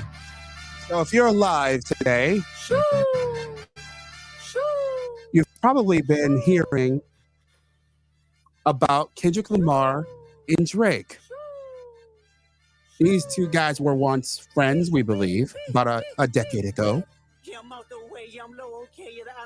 And a decade ago, they went on tour. And then something happened, and they started hating each other. And in the hip-hop universe, there's been this undercurrent among fandom that Kendrick and Drake hate each other. The first I heard about it was like in, I want to say 2015, 2016. Oh, these people really don't like each other, and they keep sneak dissing each other over and over and over again. They talk about each other, but they won't directly address each other. Take shot after shot after shot after shot. Until finally, nearly a decade later, a couple months ago, Kendrick Lamar and J. Cole declared themselves two of the greatest of all time. And Kendrick says, nah, fuck the big three. I'm just big me. Then Drake takes shots at Kendrick. Then Kendrick lost his goddamn mind. He accused Drake of being a pedophile. Did he use that word? Well, he said he liked them young. And also, you know, Drake had an album called Certified Lover Boy. Mm-hmm. He used the phrase certified pedophile In one of his diss tracks. Right, Kendrick did. You're saying Kendrick did. Kendrick not only did that, Drake, who famously in a different rap beat, it was revealed that he was hiding a child that he was going to roll out with a clothing line in his new album. By the way, what the Father of the Year stuff right there. I'm gonna roll out my hidden child with my clothing line in my new album. Hidden from It who? was Did the kid know Drake was? Yes, Okay, that one did. Kendrick claims that there's a second child, an older child. He also that Drake has been hiding, and that there might be other. He alludes to numerous ones. We know that Drake has a reputation of sliding being into with a lot of women. DMs. Yep. Yes, absolutely. On top of that, Drake has fake abs, according to Kendrick Lamar. That he's obsessed with Brazilian butt lifts. He has got a Percocet problem. He's got money problems, spending problems. And in the world in the rap world hates him. Okay, so I have a question here. Yeah. This is a little bit trifling. Like, am I going to get us myself or killed here by suggesting maybe one of these dudes wants to suck the other one's dick? Because that's a hell of a lot of focus to be having on somebody over a 10-year period over some slight. They hate each other. I know, but to be all up in somebody's business like that, like why do you fucking care what somebody's done with their dick? Like, I mean, I know Kendrick probably knows people and is friends with people who don't get Father of the Year awards and who've left a trail of kids from different baby mamas. There's a bunch of athletes that have that. Why do you give a fuck so much? Well, why did Drake? I didn't get into any of the Drake accusations. Drake has been doing most of the sneak dissing over the years. And in this beef, he accused Kendrick of beating his wife. And Which is, again, he also claimed that his manager is the father of his children. I mean, You say stuff like that. You say stuff like that, I'm gonna come at you. sure, of course. But that I can see a little bit more, right? But like he's not good with his money. Like this sounds like female gossip to me on both sides. Yeah, fair. Sounds By like the way, women Ace, in hair Ace, curlers. I feel good. I do feel good, Ace. Thank you. Thank you. I am James Brown, and I feel good. Thank you. Go on. So I mean, this sounds like a bunch of women sitting around getting all up in each other's shit. Yeah, Like I don't see what this is interesting at all. But I find it fascinating. of course, These two, you have two millionaires trying to destroy each other. I find that fascinating. not only millionaires, hundreds millionaires. Probably, I would think that Kendrick's probably in that range now. Probably, and Drake definitely is. And the fact that Drake is also, it's not just a millionaire, just not hundreds of millionaires. Drake is one of the biggest pop stars in the world. Yeah, God help us. But yeah, I mean, it's kind of him and Taylor God Swift. help us there too. And I mean, I kind of put Beyonce in kind of like she's in another realm, kind of in the she's graduated from this conversation, but in terms of like active pop stars, it's really him and Taylor Swift. Yeah. And I can't think of anyone else who would fit into that category. So it's not just the fact that it's the barbs going back and forth, getting a lot of music from a guy like Kendrick who doesn't put out a lot of music. Kendrick hasn't put out an album in years. And then all of a sudden he comes with a barrage of music that was very, very fun as a fan. But like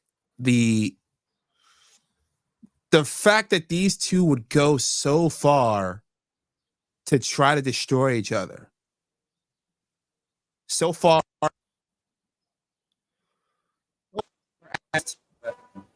create album art like this.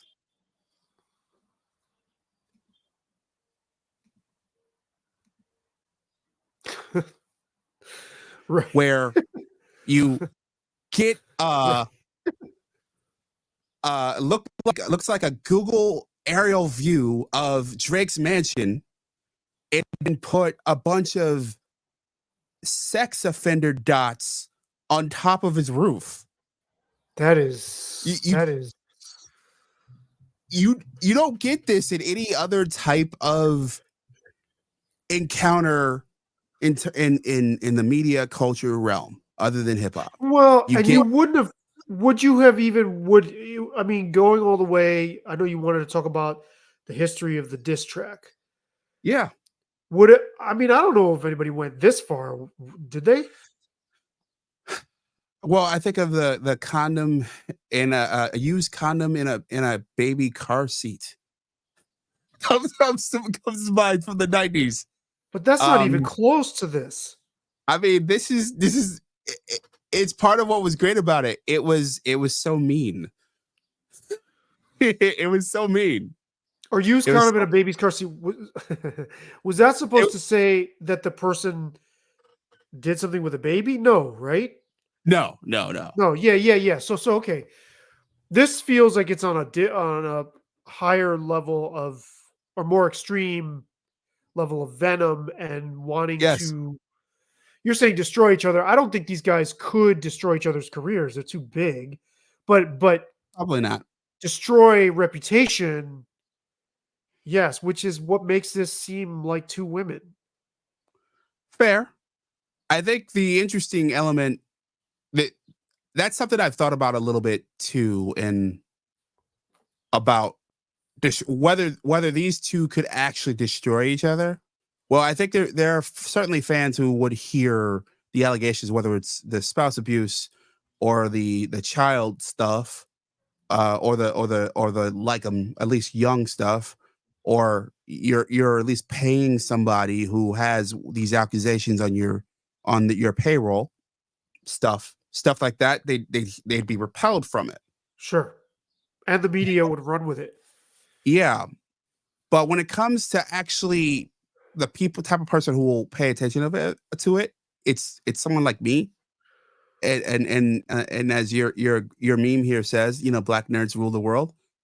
Um, the depth of the black nerdery in the hip hop fan community, which these guys both deeply care about and care about cultivating. We would care a lot, and some of this stuff Drake will never escape. Some of the stuff Kendrick probably will never escape, even though most people have concluded that Kendrick has won this round. What do you mean never escape? That these hushed, unproven allegations will always haunt or trail their image. Yeah, like these are, when these incidents happen, they reach mythical status. They just stick to your career, and who won and who lost, who how you approached it. It's like it's talked about the way that war is talked about. It's talked about the way that a fantastic back and forth football game, the chess match of it all, in winning and being atop the it all is so it sticks to you, and the allegations thrown out stick to you as well. I don't think it sticks to especially a guy like Drake's entire career, because aside from being just a hip hop star, he is a pop star. He is a reggaeton kind of guy as well, and he's in this sort of weird Caribbean music sphere. He's so much more than just a hip hop guy, that even if his hip hop angle kind of like fizzles, I think he can withstand losing this war. A guy like Kendrick could not. That's why he had to go nuclear. But these are serious. I mean, Kendrick is basically saying yes that Drake is approaching a P. Diddy type. Yes. figure. Yes. In fact, P. Diddy was mentioned in one of the tracks. Or R. Kelly.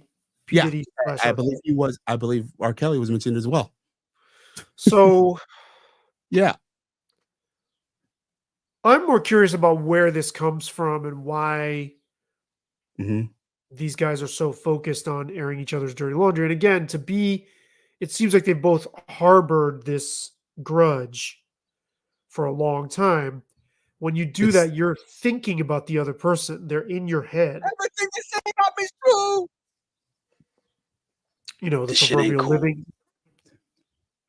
The proverbial living in your head rent free. They're living in each other's heads rent free. And that's why I think there's a homoerotic and I think it's aspect to this. you're the first person that I've heard come at it from that angle. This is why I think you're a lot like Klosterman. Well, thanks, I guess. I mean, so you go as far as to say they are black nerds. I'm curious about that too, because you're saying they're interested in cultivating black nerds as a following. Oh yeah. When I sent you that title card, "Black Nerds Rule the World," you said, "Well, they certainly did this week. 2 of them did anyway." Yeah. Can you explain that? Because I don't associate them as black nerds. Have you been paying attention to popular culture this week? Well, I mean, no. I haven't been paying. Let me elaborate. one of these records, Not Like Us, Kendrick's his final blow to well, not his final blow, but probably his most popular blow. It's now the number one song in America. Mhm. A diss track to the number one song in America. That speaks to how weird our charting system is at this point. Right, because I But mean that doesn't quite carry as much as it once did. Because I think Taylor Swift has 18 songs. Ethan Strauss was saying yeah, it's something all like that in the top. it's all Yeah. it's all messed up. But number one song in America, trending everywhere. It's become walk up music for major leaguers. People, it's been aired on NBA games on ESPN and TNT. Yeah, it's Like interesting. it's become the it's become conversation all over the place, all the time, everywhere. Let's It's look up to see if the New Yorker and the New York fucking Times have talked about it. I bet you they've dispatched some fucking like somebody in their whole factory to that's go out an and interesting question. I'll look it up while you're talking. But I But mean, before we look it up, and yeah, look it up. By the way, can you share on your side? Your screen? I don't On know, that your side? but I can always send you the link. Like, I'm not sure. I think I can, Okay. but Yeah. But yeah, like that would be an interesting thing. I'm pretty sure that the New York Times would have written something about this. This was they absolutely certainly have. yeah, this was massive. It was everywhere, and you had this underground culture of, and I can find the video. I had it on a sheet here, where essentially you had black nerds reacting to this became the thing to do on across the podcast world, across the YouTube world, and it permeated out into this sort of wider cultural realm in a way that could only happen in this era. When Ja Rule and company were fighting back in the day, when 50 Cent had beefs back in the day, when Jay-Z and Nas were fighting back in the day, it couldn't get out. It was sort of captured by this sort of hip hop world. But since the hip hop world and country world and politics world and all these worlds are all on top of each other all the time, when something like this happens in hip hop land, it could just permeate out into the wider culture in a way that it couldn't at any other point in history because of the nature of the mediums involved. It's YouTube, it's social media, it's the DSPs, Spotify, Apple Music, all that. And it's been a remarkable moment that is honestly one of the rarest ones I've seen in history. But not for nothing, why would black nerds be important in driving it to the wider culture when they're such a small part of? Because black nerds are influential. Here comes the black nerd overlord to tell us, you dare question my relevance? I'll show you. Yeah, it's not just influential, because there's a lot of influential groups, right? The group that keeps Taylor Swift in the news is influential as well, and there's, at this point in the terms of culture, subgroup is everything. It's like I was talking about earlier about, cultivating a subgroup and growing that subgroup and using that subgroup to grow your larger fame. How I think what happened is that that black nerds and hip hop nerds, they're not exactly the same, but they overlap. We were all taken by this, and we took this out and we pollinated the rest of the universe. Of pop Okay. culture. Okay. Yeah, that makes sense. That makes sense. I mean, I know my guy FD Signifier is all up Who on if this. I'm the black nerd overlord, I mean, what is he? Black nerd god? It's like the Is DC he and Marvel universe. You guys have to fight each other. Oh, I'd love to. FD. Bring it on. Bring it on, FD. Well, I'll I take mean, it on, FD. we don't need to present it quite like that. I mean, maybe just have you guys talking. It would be like that'd be a hell of a podcast graphic novel. You and FD taking each other on. FD's killing it. Yeah, he is. He's on Fantano another is yes. he's on another level. Fuck. Fantano is on it. Shit. The New York Times, when I did a Google search, there are count them, 4 posts over the last 3 of them are from 3 days ago and one of them's from 8 hours ago. The New Yorker, Yeah. of course, Drake, Kendrick Lamar, and our moment of bad reading. Of course, that's a very New Yorker headline. So they've got these like Renfield, like, yes, I Of must course. go talk about urban culture. Yeah, yeah. I bet NPR's on it as well. I'm sure they are. But I mean, the thing with the walk up and the NBA and TNT and stuff, I mean, with lyrics like this, that is Yeah. quite a saturation point where, dude is basically saying you're, like I said, P. Diddy or R. Kelly, and how do you come back from that? Mhm. Other than to shut your mouth? Yeah, it's a big one, and among the rumors out there is that Universal Music Group is they both are affiliated with Universal Music Group in different ways. And that they have but Universal has a bigger investment in Drake. Because Drake has a 360 deal. Are you familiar with the term, right? Yes. I am familiar To with the term.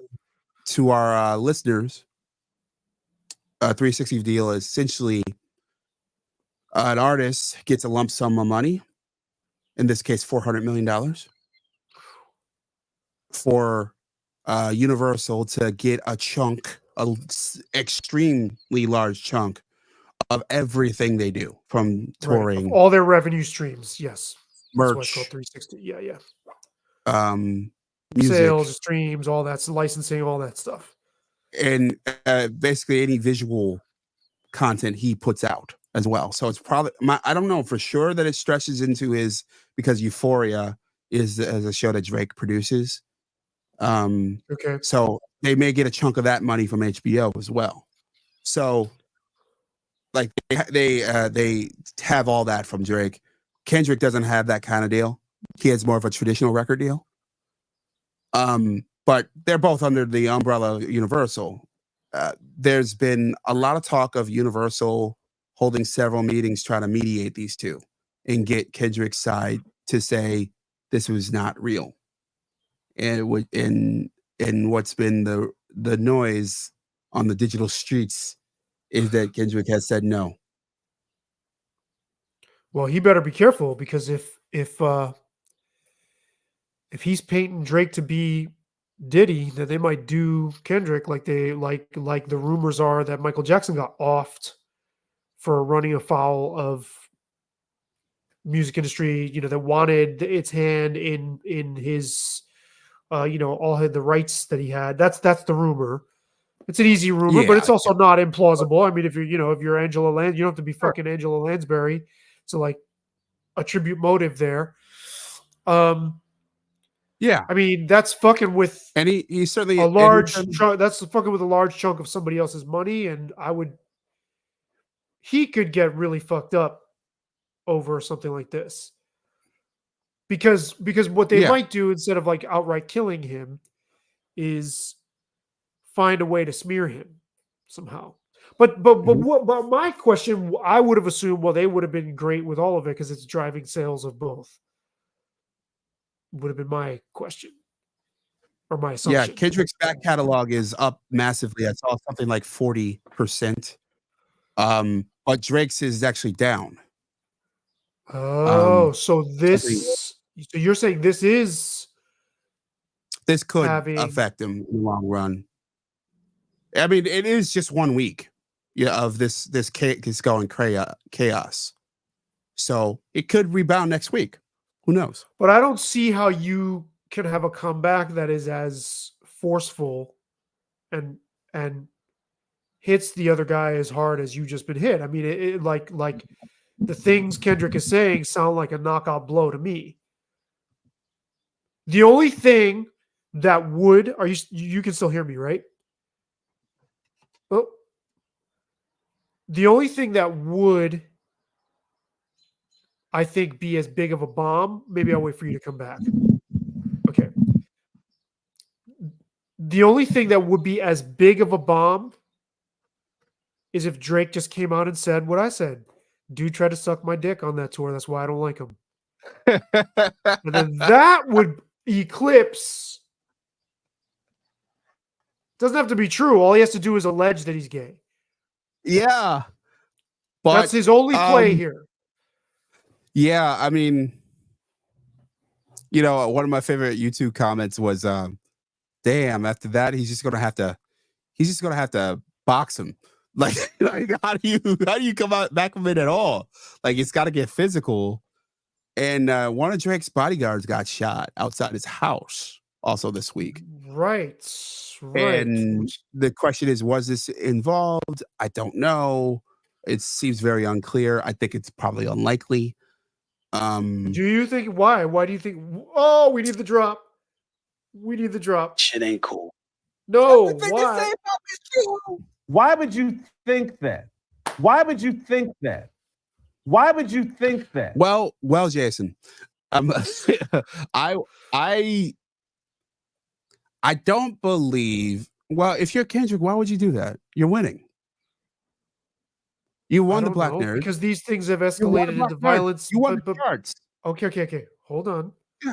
You are a highly rational thinker, right? You cannot always go through the world. Why would you think that? Thank you. Assuming that people are rational. And these things have been known to escalate into violence before. In fact, many times they have, resulting in actual death. Famously, it's widely believed that that's the Tupac Biggie scenario, right? Right. At least that's the way. That's the first thing we would think based on the tenor of their the way they addressed each other in their diss tracks, right? So, is it on? I mean, we can't assume it's related, but just because I'm winning, like, this is hip hop is still steeped in this mentality that you have to prove a fucking point, and you have to be I don't even know what to. You have to be the top dog, and if somebody disrespects you, you've got to come back at them. Now, what I would have. You're right. What would have been more plausible by that mentality is Drake, one of Kendrick's people, being shot because Drake felt slighted or his ego was bruised by what happened by Kendrick's diss. So I don't know. That's where this gets into fucked up territory because when this spills over, it's just fucking gross, nihilistic bullshit. And I understand why you think that.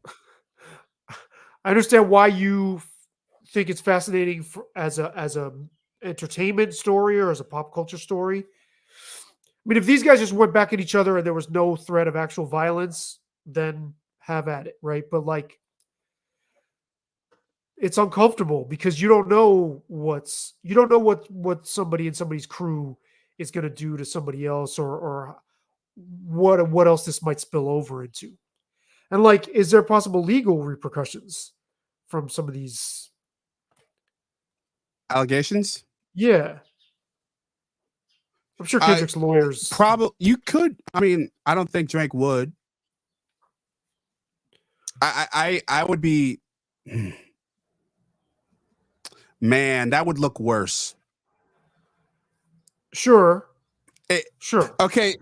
Like if you are Drake, and the God man forbid, but who beats you in a battle, and then you sue right. It's like calling for your the mom allegations in a after. rap battle. Yeah, it's like calling the kid's mom after Uh You know, Okay, but I mean, but even those if are but that's more than just but the allegations are more than just typical rap battle fare. yeah, It's yeah, that's definitely serious taking shit it. he's throwing around. Yeah, certainly it's serious shit, but like it's hard for me to see, you know, like I don't think it would happen. What if Universal gets their lawyers? That would be interesting. Universal would be attacking another one of their biggest artists. Sure, but I mean, the damage is already done on Drake, and this track did well. They've already made their money off of this track, so and it's gonna fizzle, right? I mean, I don't think this is gonna. I don't think Kendrick's track is gonna continue making them money that much over time. Or maybe I'm wrong. Maybe from the because I think it's gonna fade, is what I'm saying, Oh, probably. I right? From mean, the moment, it's uh, I think that seems to be fading quicker in this era anyway. sure. And I could see a scenario where the diss tracks sort of just fade into the background. It's no longer a big deal. Sure, as we move on to other things. But I don't think Universal would do that as well, because I think they would open. I think Drake would be open. I mean, if you're Kendrick, why don't you sue back? And I don't think Drake wants that, especially if he's all like Drake denied that he had the child. There's also pictures you never know in this era, but there's pictures circulating of Drake's child and Drake with him, um, with her. There's there's levels and levels and levels and levels I could go into, but I will not. But Okay, like you'd be opening yourself up to countersuing. You also be opening yourself up to discovery, right. And what else and would nobody wants surface? that. Nobody wants that on either side, I don't think. Especially if this is patty cake and both of you are lying about everything, nobody wants that to be proven in public. Right. Well, Um, nobody wants it if it's true or or a yeah, lie. that's Right. why I just don't think you get them involved. Now there is someone who posted online, who um who Drake in his music and one of his DJ Academics, one of his his lackeys online, Uh-huh. who was having such a great time, um, have said that was lying. That Kendrick was lying about certain things this person actually provided them with this information of, has now threatened to sue them for calling her a liar and about this information. Um, but This I person, don't think. Go ahead. this person threatened to sue Ack DJ Ack and Academics. Ack and Drake. Oh, okay. So where does that go? And I think it's going to happen. I don't think that that's gonna like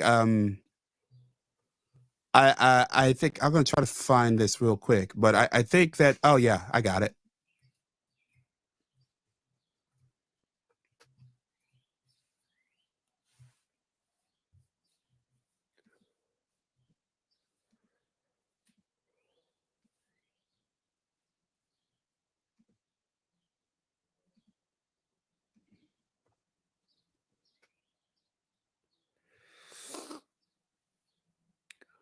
Okay. Just to add a little context, one of the pieces of album art was Drake's father's one of Drake's father's shirts, along with Percocets, pill bottles with Drake's name on it, and Drake's father's name on it. That this person claims to have discarded at Drake's behest. Drake Oh, apparently, shit.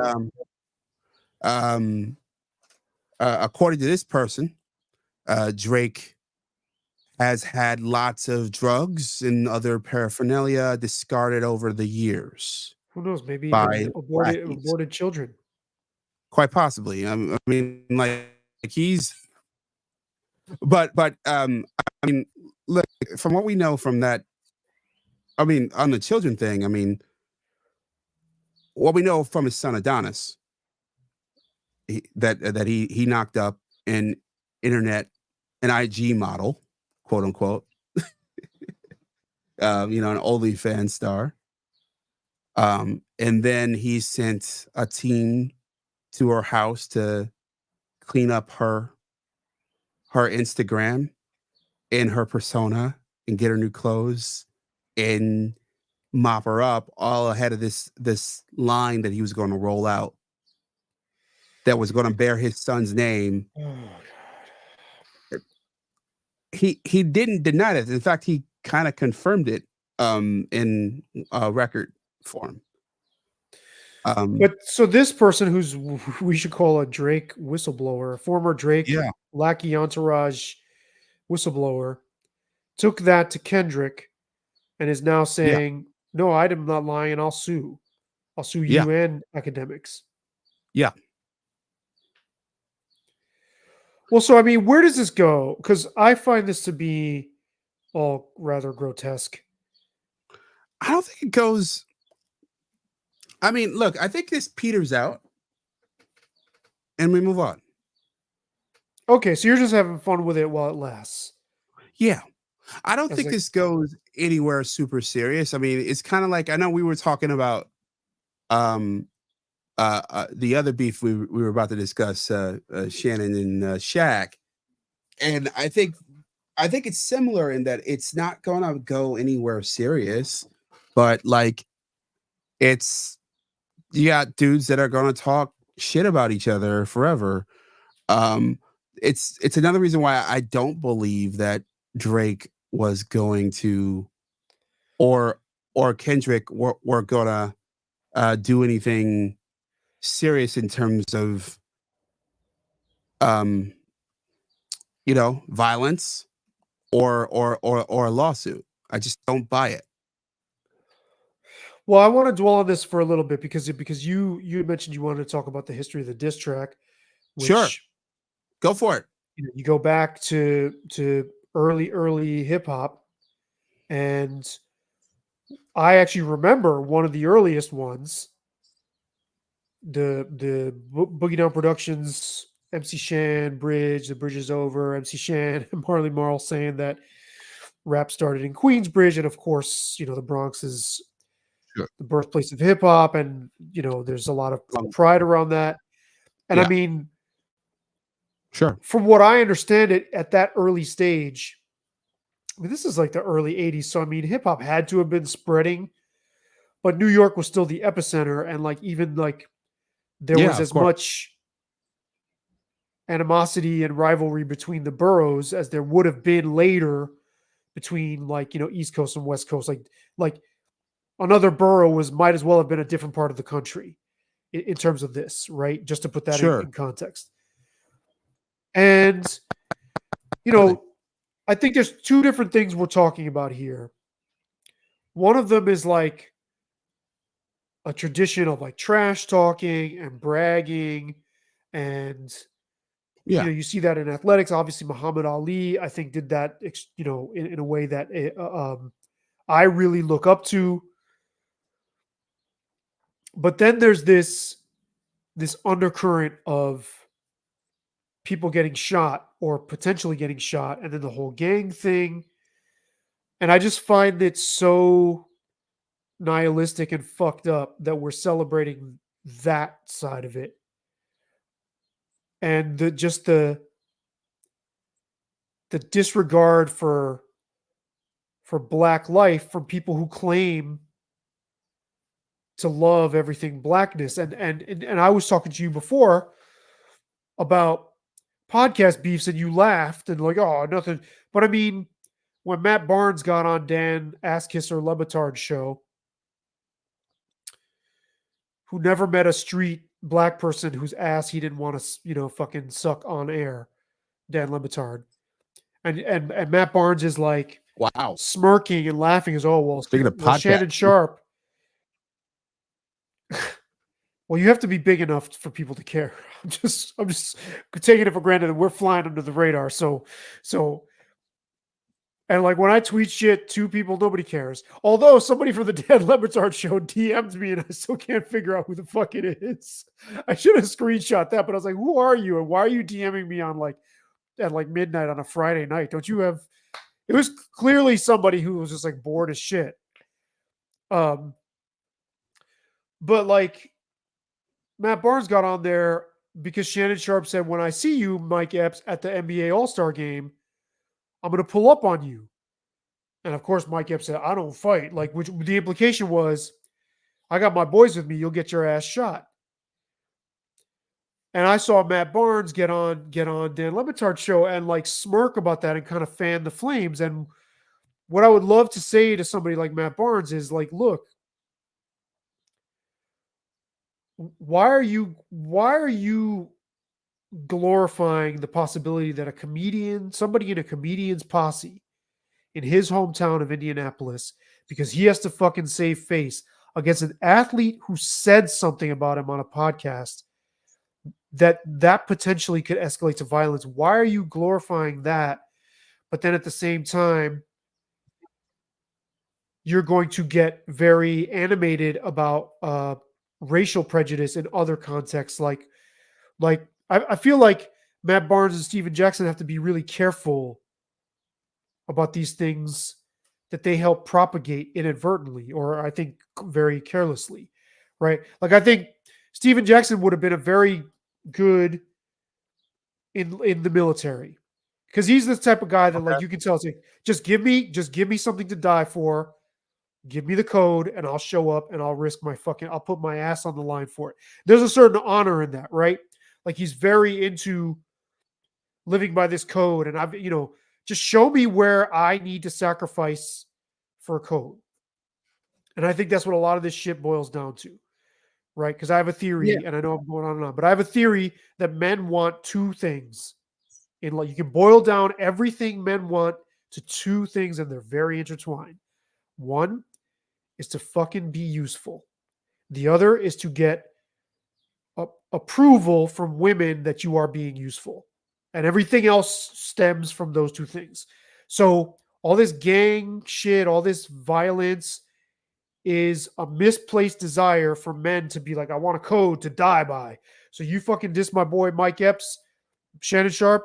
You said you're going to roll up on him. We're in his hometown. He's got to save face. All right, fuck you. Like, to me, we have to like really be careful about these things. And I know nothing happened with Shannon, but it looked for a second there, because Mike Epps was like, yo, I don't fight.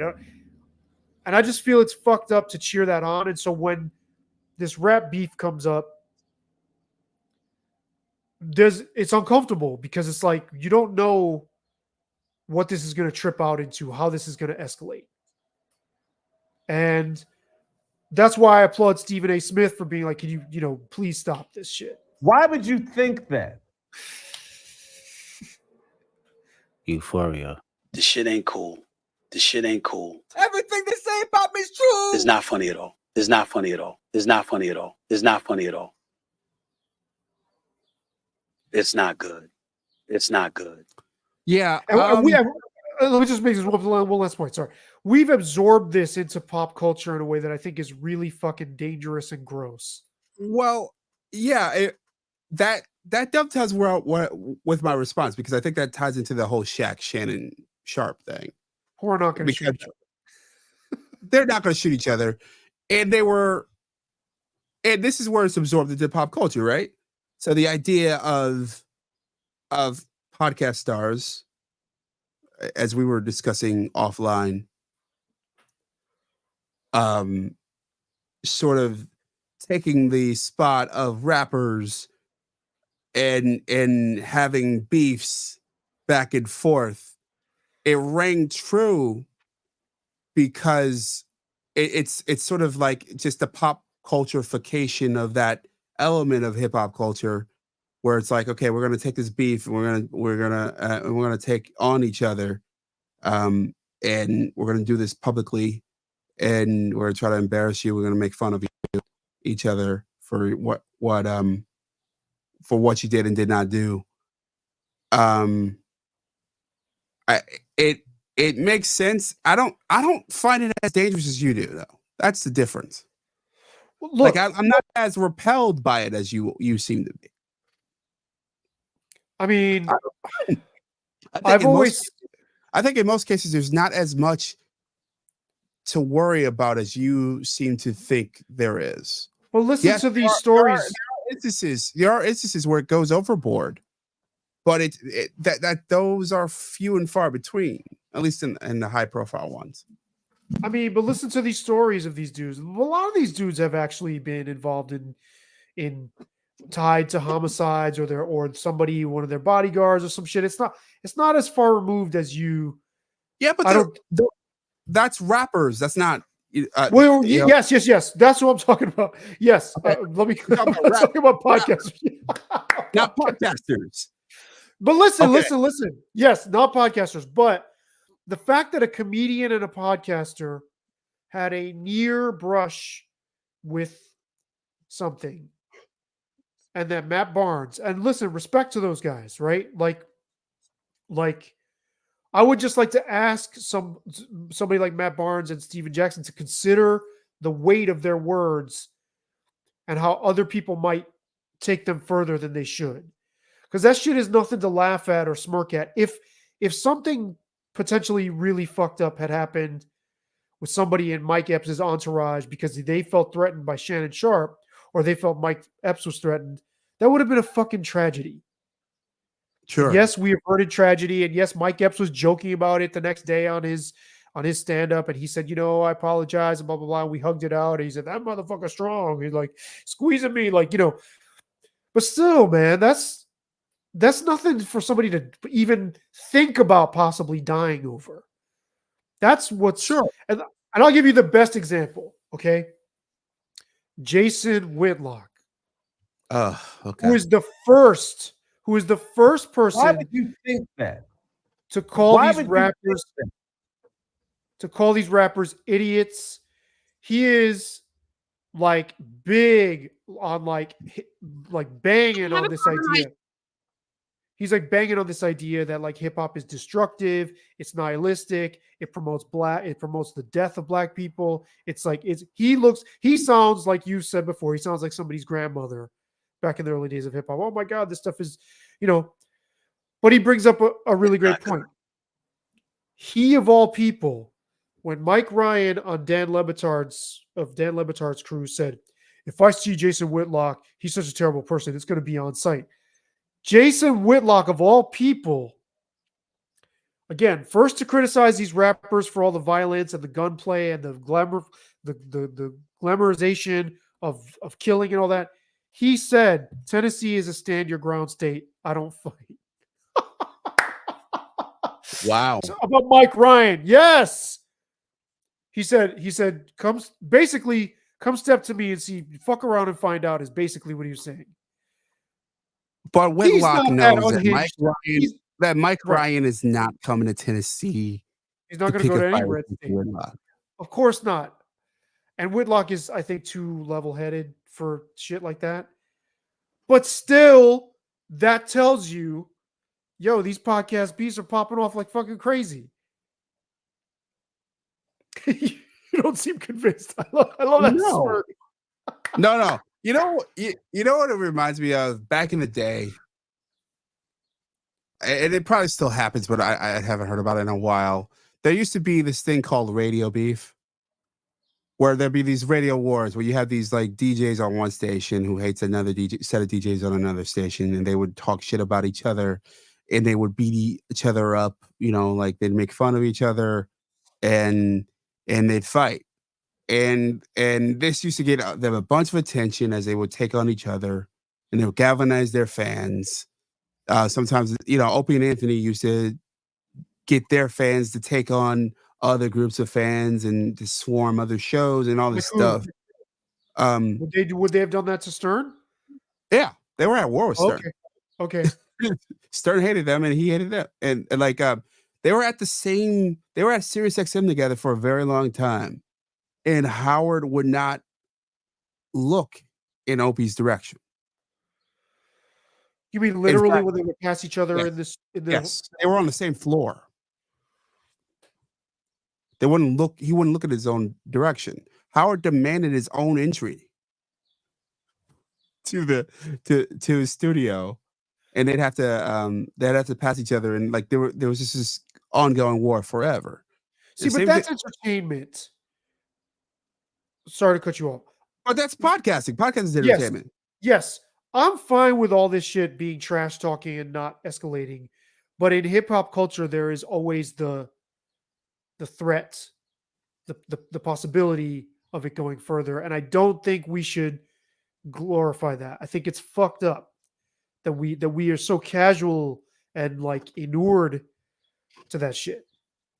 I'd agree. I don't want it to go further. I agree that it going further is not good. I would say that in most cases it doesn't. And I think what we're both saying is that if we could bring back, kind of set bounds around trash talking and have a healthy trash talk environment, then it would be better and podcasts too. It would be better for everybody. Oh, I'd agree with that for sure. I'm gonna trash talk Mike. I'm gonna trash talk Mike Tyson's podcast. Oh yeah, you better watch out. Hell no. Before we head out, I'd like to react to something with you, if you don't mind. Can we do the Shaq thing though? Oh, you want to go, Shaq? Because I have a public Okay. service announcement for black men. Oh crap! You might. And I might have to go. I might have to go. Let you go single screen on this one, man, because like, holy crap, you're gonna give a public services announcement for black men? Oh, Yeah, but not black nerds. No, the black nerds will love this. I think All they're right. gonna love this. all right, They're gonna love. all right. They're gonna adopt me as an honorary black nerd for saying this. Okay, I'm adding it back to the screen. You want me to blow it Yes. up? Yeah, can you read the statement, or I can read it? Like, Okay. So This is from just to give this some context. Go ahead. Luka Doncic was won the NBA MVP. No, the other. not I'm Luka. sorry, Nikola Jokic. Yeah. Jokic. I get them all. Yeah. They all sound the fucking. Just kidding. Nikola Jokic just won the NBA MVP award, and many are arguing that. Well, I don't know about many, but it is out there that he would have won last year. He would have won 4 in a row. This would have been his 4th in a row if Kendrick Perkins hadn't withheld his, or made a big deal about that he didn't, that he thought Joel Embiid should get it. Okay, I'm in that category. as I agree Kendrick. Kendrick Perkins? I agree that he, if it had not become a racial issue, which it became because Kendrick made it a racial issue, and that as a lot of people, Gilbert Arenas is in this club too, who because of so many European players coming in and dominating the NBA and players from overseas, they didn't like the idea of him being the guy to win 4 straight MVPs, because I don't think anyone's won 4 straight. I don't think so. The winning 3 period is a exclusive club. But not Luka, you got me saying Luka. Sorry Nikola. about that. Sorry. Nikola Jokic is in rare air, and he deserved all 4 of them. I'm like Chad Ochocinco to your Shannon Sharp. I don't know anything about basketball. That's what Chad Ochocinco says. I need to learn. Anyway, so they, I don't know if they announced it to the public, but on the TNT show, Yeah, Shaq was the Kenny. announcement. Okay, yes. So Chuck read Charles Barkley read who won, and they asked Shaq, and he's like, not to rain on his parade, but I don't like it. So then he drew criticism from people, including Shannon, for saying, It's look, actually why? worse. It's actually worse than that. Please. They announced the winner, and they brought Jokic on to interview him. Oh, shit. Okay, that part I didn't see. And Shaq said to his face that he thought Shai Gilgeous-Alexander, who is a star of the Oklahoma City Thunder, should have won. To his face. That's the first thing he said. Yeah, which is a fucked up thing to say to somebody in their moment of triumph. So Shannon responded to this on their show by saying, Nightcap? look, if Shaq had the work ethic I had, he would have scored 40,000 points. Shit. It wasn't, but it wasn't. So then Shaq responded with this. You took me sticking up for Shai as jealousy shows how smart you are and how you say anything to get clicks. Blah, blah, blah, blah. So here's some clickbait for you. If you ain't ranked in the top 10 in your profession, then you can't speak on me. Don't forget I know what you did to get where you at. Me jealous? LOL. Sounds like you jealous. So Shannon had said he sounds jealous. I know you're trying to say stay relevant by gossiping on your podcast. We don't believe you need more people. And in case you forgot, 4 rings, 3 finals MVP, top 50, and top 75. Okay, I'm going to stop there. Google me. Yeah, this irked the shit out of me. Okay, why? And I think this is a wider problem. Shaquille O'Neal, as he himself pointed out, is widely considered to be what, in the top 10 NBA players ever? He's one of the fucking greatest. 2025. Shannon Sharpe is widely considered to be one in the top 100 somewhere.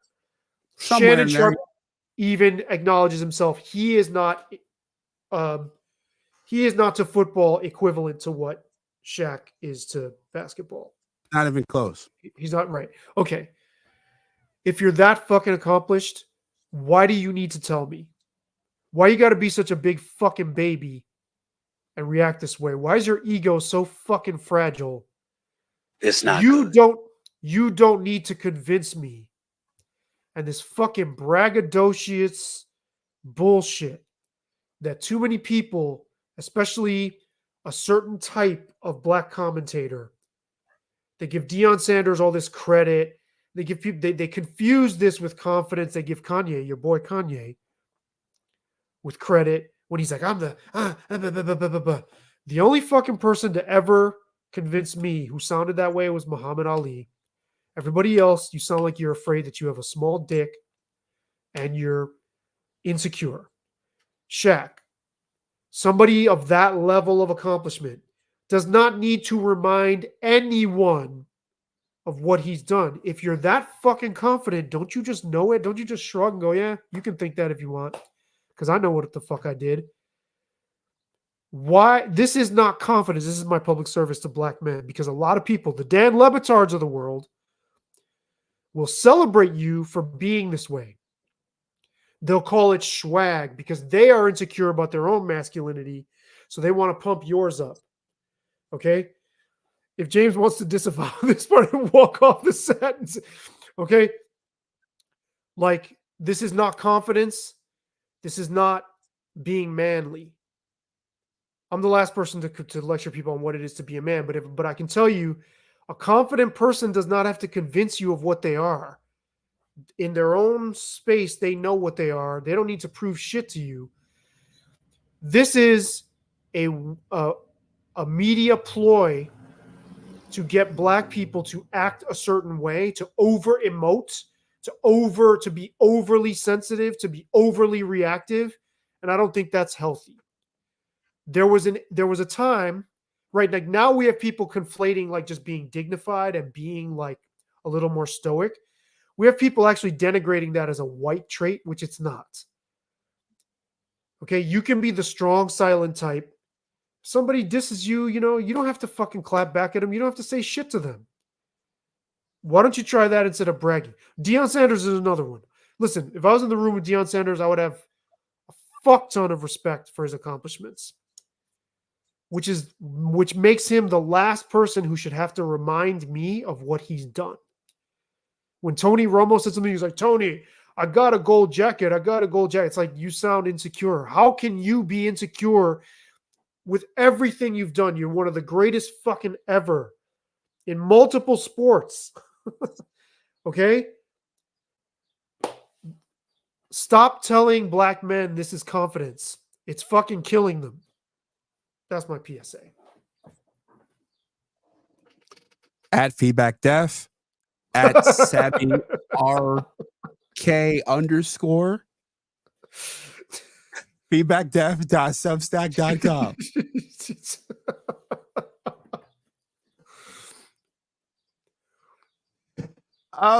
Where my black nerds at?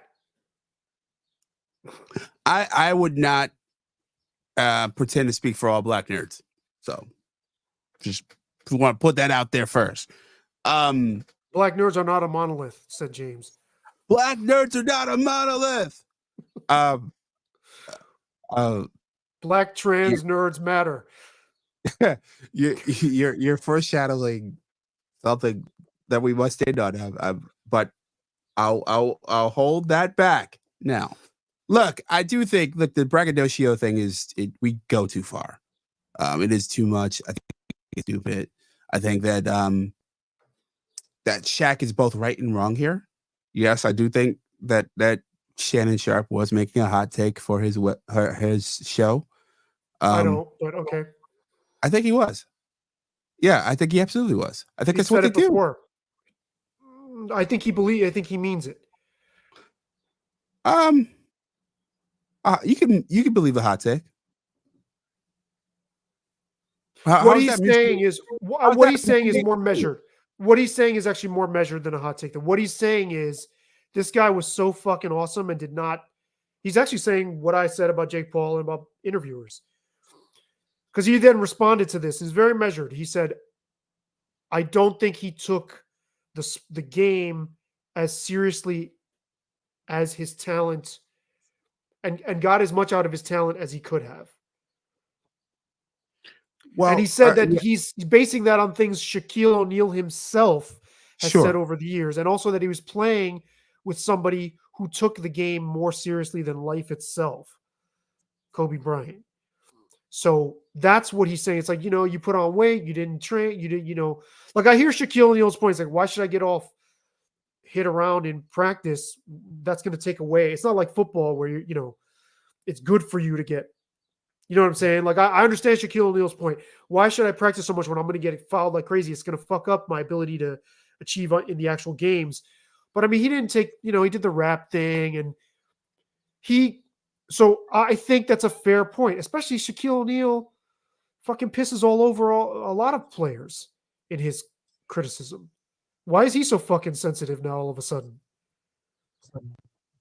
Okay, I was addressing it from a different angle than you were. I think that commentators, whether they believe it or not, they make statements to inflame people on purpose in order to gain attention for their show. It's part of what you do. It's YouTube Shorts culture, right? We both have a ton of them, right?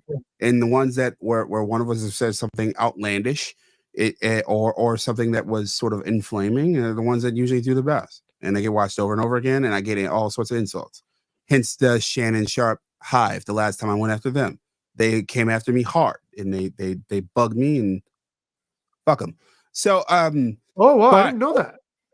Yeah, yeah. We didn't talk about it. The Shannon Sharpe Bay Hive. Oh yeah. The Shea Hive. Yeah, the Shea Hive did not like the fact that I was counting Shannon's pockets. That I brought up his salary history. Despite the fact that the man claimed that he made more on one interview than he did during any 1 year of his career, which is just not true. I don't believe it. Why didn't you lead with this? This is talk about burying the lead. Holy shit, I didn't know this. Well, there was a gap in between our recordings, so it happened in between. And then I got sick, I think.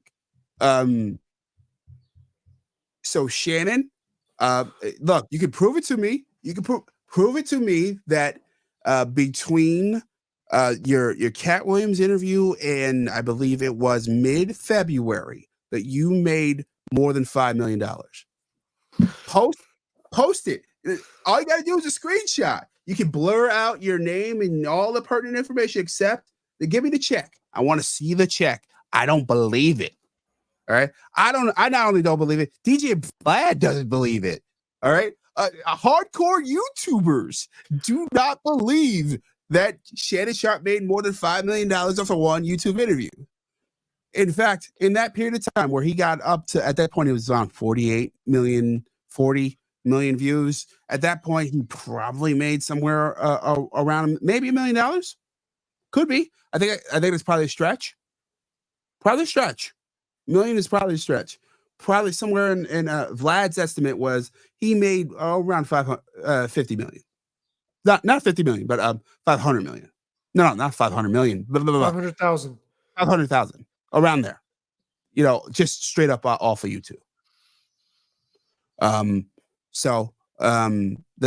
That's so I'll put that aside for the moment and stick to the point. All the people who like are into Jewish conspiracy theories are going to go off on you too. All right, whatever. This is way more. I like this side of you a lot. This is way more incendiary than anything I said. And I can't believe you saved this for the end. I didn't know this. This is incredible. Screw Shannon. And screw the Shay Hive. Club Shay. Hey, that's James said that. I'm not saying that. I'll heart you, Shay. All right. So, all right, to the point about Shaq. I agree with that assessment of him career-wise, that he did underachieve. We are talking, if we're comparing him and Shannon Sharpe, essentially, Shannon Sharpe was a 7th round pick. I think 7th round. 7th round pick. He was a late round pick. 7th round Hall of Famer. Versus Shaq being, at that point, the most impressive. He was what Victor Wembanyama is. He was one of the most impressive prospects ever. At that point, he was a number 1 overall pick and probably would have been a number 1 overall pick in any draft 5 years before or 5 years after. Like that's the kind of prospect he was. And, I think over Chris Webber, over Anthony Hardaway.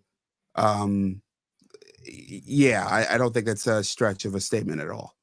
So, it's for Shaq, in order to peak out, he could be lazy. He could come to. He said himself that he came to. It's usually into the regular. He played himself into shape. He didn't come into great shape, especially by the time he got to the Lakers.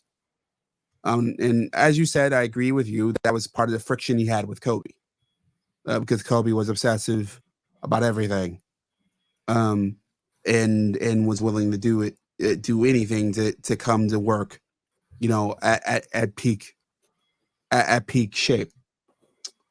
So I think that point is correct. But I also think he said it because he thought that beating up Shaq would get him his podcast attention. That's the side where I'm with Shaq on. Here's my slap at Shaq.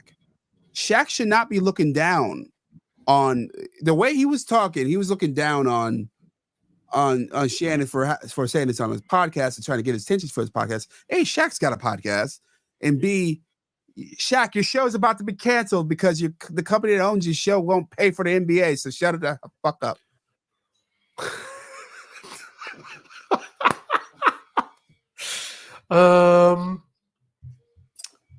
James Brown TV.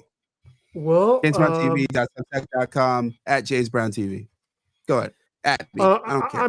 I mean, look. Shannon talks about sports.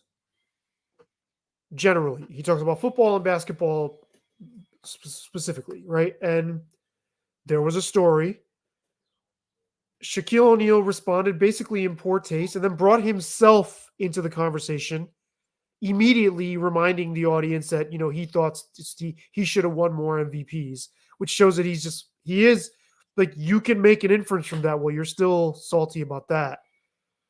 Like, why are you, and if you are as accomplished as you say you are, why is it that you don't feel the satisfaction of it, that you got to go around checking people when they don't acknowledge it? Why shouldn't it just feel good to you? Which means that bragging, most of the time, as we are all taught as children, shows that you actually don't believe it yourself.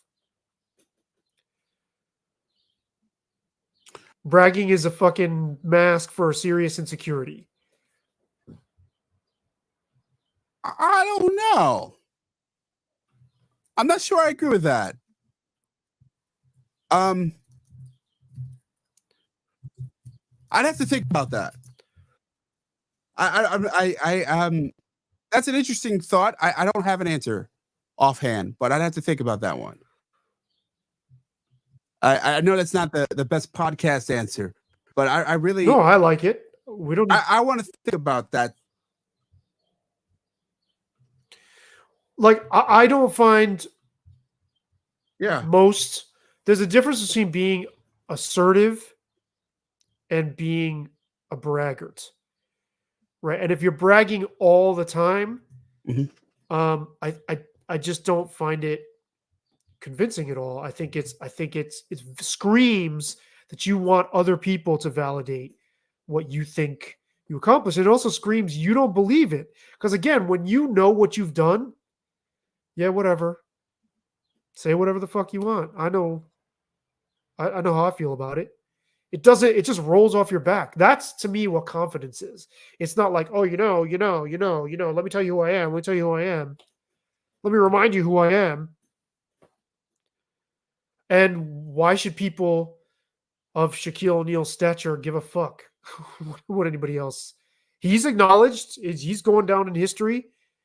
He's universally acknowledged as one of the greatest. So, and look, and I think he was somewhat right on Shannon, in that he did underachieve. He could have had more. He could have had more. He should have had more. I don't think we've seen a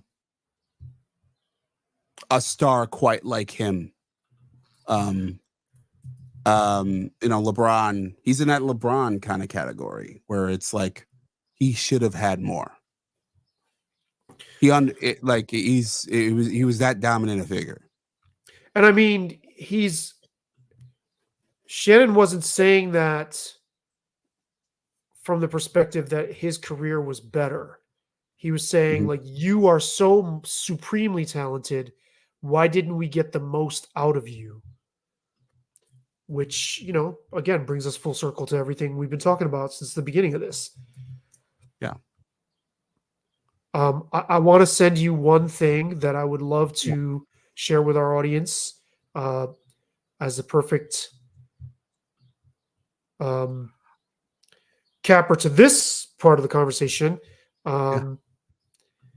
This is Shaquille O'Neal reacting to Shannon's hot take. Oh, that one? Okay. I just emailed it to you. No, I think you dropped it in. You talk about the thing he No, dropped in the chat? it's a still photo. Yes, but it's a still photo. You could also show it the thumbnail, whatever. Yeah. Oh. All right. Give me a moment. Yeah. But I mean, as you think about this, what I said, bragging and what it says about the person, it's to me, I see it as a signal of immediate weakness and vulnerability. That it's easy to get under someone's skin. It's interesting. It's just an interesting idea. Yeah, it's an interesting idea. I'd have to think more about it. Oh, there we go. I don't know why that took so long to get to me, but there we go. We'll go right there. And It's there we go. There we go. Yeah. That's Shaquille O'Neal responding to Shannon's hot take. Oh yeah, on hot ones. Eyes bulging out. He said, "I'm about to shit. I'm about to shit my drawers or something." Didn't he? I'm about to shit on myself. Didn't he say that? I didn't watch it. No, I didn't watch He it. said at all. something like that when he was on it. He was like, "Oh my god!" Like, this is I'd like to cap this by going to a non straight up media story, but it's a story that I was holding back from responding to myself, even though I really wanted to, because I wanted to hear your reaction to this. You probably have seen this, but I want this in front of the world. Our darling Columbia student, by the way, Idiocracy subreddit, awesome. Awesome. I'll have to join. I'll have to join. Need to join it. It's called Columbia Student Gets Grilled by Reporter After the Student Demands that the university send food and water to student protesters occupying Hamilton Hall, Columbia being Columbia in New York City. Okay. It's a minute 19 of brilliance.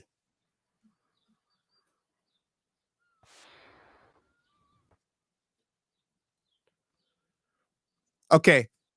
For those who did not hear it, why should Columbia University be obligated to provide food and water to students who have taken over a building on the university campus? Logical question, right? The volume is not working at all. What? I'm not hearing it. Oh, you're not hearing the volume? Oh, Nope. that sucks. Give me one moment.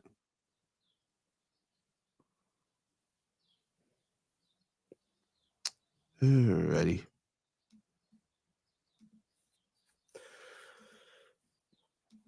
So I'll take this opportunity to encourage the audience to support the Black Nerd Fund. This is a cause very dear to our hearts. All right. Why should the university? You hear that now? Yes. Okay. Why should the university be obligated to provide food to people who've taken over a building? Well, first of all, we're saying that they're obligated to provide food to students who pay for a meal plan here. Okay. All right. You come to my house. You've taken over a room in my house. And you are violating my rules in my house. Whether you paid me or not, I'm not obligated to do anything for you. Is my logic like off at all? No. Of course not. I think that's a creative answer. This person should go to law school. Oh, she's probably a law student. Probably. I love that expression. That's a really It really says it all. She's perplexed by why would you ask this? And what the hell is this guy wearing? I mean, well, it looks like a Palestinian support. It looks like it's intended to be. I forgot the name of that. I think it's Khalif. Something Yes, like that. I think so. But you know the with the belly button, I don't think. But all right, I'm gonna focus on my favorite media figure over the last few weeks. But you mentioned that there was a request that food and water be brought in, unless I misunderstood. To allow it to be brought in, I mean, well, I guess it's ultimately a question of what kind of community and obligation Columbia feels it has to its students. Okay, you have squatted in my house. I have an obligation to you. You are violating my rules. I have an obligation to you. You are no longer a friendly part of our community. You have decided that, hey, the cause that you are representing, right or wrong, because you can make arguments about it. I mean, I'm not even making the fight, the Palestinian Gaza Strip versus Israel. I mean, certainly, I don't think there's any angels in any of it, but okay, except the people stuck in between, honestly, because I think they're getting a raw deal. But when it comes to the leadership of both these factions, everybody sucks. My perspective. So you've decided that this was such a big cause that you have decided to violate the rules of this university and barricade yourself into this entity. So you're demanding food and water? Well, also, to what extent were they actually blocking people from getting to They- class? At one point, they shut down the classes. Right. So the Because needs these- of the students, but they're also Yeah. paying for the education, so you're depriving them of that. Yeah. I mean, it wasn't just this one thing. They were disrupting everything, as you do. Look, I've protested in the past, and part of the thing when you're choosing to be a protester, you are choosing to disrupt, and you shouldn't expect the system to be like, oh yeah, nice job for protesting, take care of you. No. Once you've decided that you're going to be a protester, you're going to face a new set of rules. You have put your thumb in the eye of the system, and the system is going to bite back. Right. They're And not it going could to be- serve you coffee and donuts. Yeah, doing but that. that's what she expects: coffee and donuts. How dare you not provide me with coffee and donuts? Unless you want to add some more. There's more of her here. No. Let's hear her.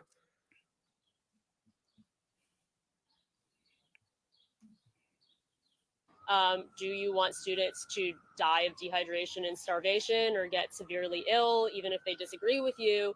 If the answer is no, then you should allow basic. I mean, it's crazy to say because we're on an Ivy League campus, but this is like basic humanitarian aid we're asking for. Like, could people please have a glass of water? Okay, you are protesting. Oh. All right. First of all, I want to see some proof that people are dying. My guess is that's hyperbole, probably. You She's say exaggerating. I hope, but hey, when you decided to do this, she doesn't have any. She looks like, based on her expression and the expression of the dude behind her, I don't think that they have any sense that, hey, like there might be consequences for our actions. no, but can't they send somebody for water in their own group? They could easily. I mean, look, even when you look back at the George Floyd protests, I think of that area of Minneapolis and that area of Seattle that they blocked off. They sent out people for stuff and they brought back stuff, and like they could easily do this, but no, these are people who are entitled brats. Well, and there's something else too. I mean, there's a level of, I think what they were hoping for was to push this to the point that they saw Evergreen and other colleges capitulate, and they're counting on that. Well, I also think there's a level of delusion in their thinking, or not thinking, but in their psyche, that is deeply disturbing and really you're not dealing with a rational mindset, let's put it that way. But I also think from a more calculating perspective, they're counting on the university caving because of the hit that they think the university is taking to its image. That's what I think is happening. And I'm not quite as convinced that this. Go ahead. Sorry. Go ahead. No, you go ahead. No. I'll wait. Well, I think the reason why they're caving, they're expecting that university cave is because of the last 5 years of, from DEI land to George Floyd to the whole thing with in Portland, where they basically ceded, they allowed basically riots in their town for 100 days straight. And, with the support of the mayor. yes, and so on and so forth. And they assumed that it was just a new day, and that, and these are young. They're young kids. So they were what, 18? 18 younger? to 20, 18 to 21. While they saw this stuff happen. Oh, I see what you're saying. Yes. They were younger even, right? Yeah. They would have been in high school. Some of them were early on in high school, mid through high school, and they saw that people who are their age now, not entirely, but a chunk of them, be able to get away with all of this, and without much trouble whatsoever. You actually had a few being able to sue municipalities and make off from it. So, it's just their expectation. Yeah, and they've also grown up in a culture where we're awash in gaslighting, right? Like we make an unreasonable capitulation to pronoun language and all of that surrounding. We have all, not all, but culture more broadly has been swept along down that track. And so they understand on an animal intuitive level that people are afraid to hit back, right? Or to stand up to them. Or they're either afraid to stand up, or they go way far in standing up, and there's counter protests and there's violence directed at them, which then they crave that kind of response too, right? So they crave a sense of opposition at the same time as they also demand that everybody who's closer to their outlook, because just says, oh yeah, okay, we'll let you take the wheel. Hopefully that's changing. It might be, but I'm not quite there yet. More from our friend.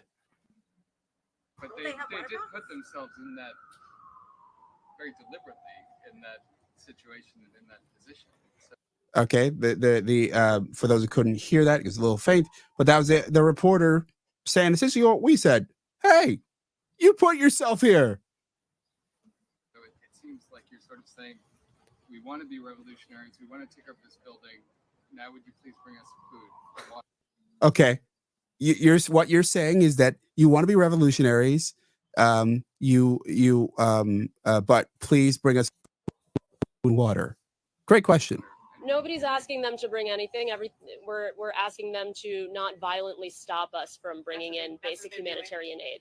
They're stopping the delivery of food. We are looking for a commitment from them that they will not stop it But violently. they haven't stopped it. Well, Wow. I don't know to what extent it has been attempted, but we're looking for a commitment. And the Grubhub. Okay. This went on for another full 20 minutes.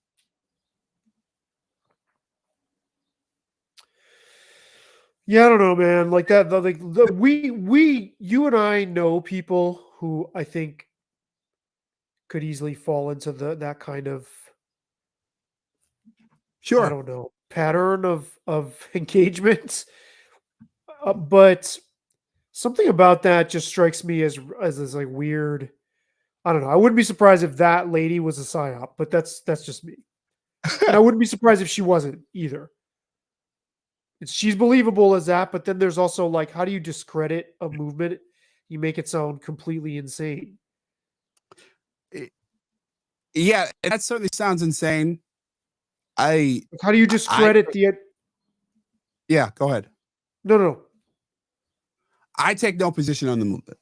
So, but how do you undermine the idea of opposing Israel's military actions in Gaza over the last, whatever it was since October 7th, right? Yeah. So you attach it to this. So you undercut it by making it seem like a crazy, hyper woke, demented group of people that wants that versus because there are lots of people who can expound on Israel in sober ways Sure. and many perspectives on that, right? Yeah, You don't have to absolutely. be like There's a lot- possessed. yeah, there's a lot of really smart voices where the position can be laid out clearly. I guess their thought was, hey, if we did this on our campus and we forced Columbia University to divest, by the way, most of the cases, from what I understand from the divestment demands, they don't know that there is investments or how much investments there are. But if we make this demand and they divest, that we would have done something. Honestly, I don't. I could see protesting the U.S. government on this one. Right. I don't see protesting a university. Right. It's completely incoherent. It's just like an empty belch of a gesture. And I certainly did those empty belches back in the day when I was her age. I mean, I certainly did. But this one feels like even a further cry, because at least I was directly, because at that time I was in college in the early 2000s. So we're talking Afghanistan and Iraq War. And Iraq War in particular was the one that riled me up, because it was so clear even at that point that this doesn't sound right. Like how like what? Like how are they involved with 9/11? Yeah, the New Like York what's Times was complicit in lying to us about it, yeah, without a doubt. and their And reputation should forever be fucking in the like garbage heap ever since. and here's how blatant it was. I graduated from college in 06. It was already in journalism studies materials that the New York Times lied about it by 06. Right, that's only 2.5 years later. Yeah, it was that obvious. Yeah, that's really yeah. So fuck the New York Times. Every opportunity I get to say that, I relish. So just that's our daily. That's the daily fuck the New York Times for me. But yeah, I mean, look, this level of like complete and utter unreasonableness is rampant, and it's going to come back from the right. You Yeah. know, And it's like gonna be unreasonable the other way too, right? right. So again, I remain optimistic that kids can be trained out of this by being shielded from the types of manipulative and coercive communication styles that breed this kind of thing. Because I mean, what she's doing is fucking gaslighting, man. Like it's like really intense. Like actually, well, they're human beings. They're students who pay for a meal plan. I mean, that's something I think a lawyer would say too. Mhm. But it's just so like it's meant to spin you around so that if you give in a little bit to it, you're all of a sudden way so far removed from the truth, and that's scary that so many people think they can do that and that it's going to work. And I just think kids can be shown that they don't have to do that. I hope so. I am less optimistic. I don't think that they will be. I think we're going to live with this for a lot longer. I think, and barring some convulsion, which is certainly possible, culturally, I think we're just sort of stuck with this logic. and we're not going and it's gonna be like really, really weird dealing with each other until there's something big and large that brings us all together. Hmm.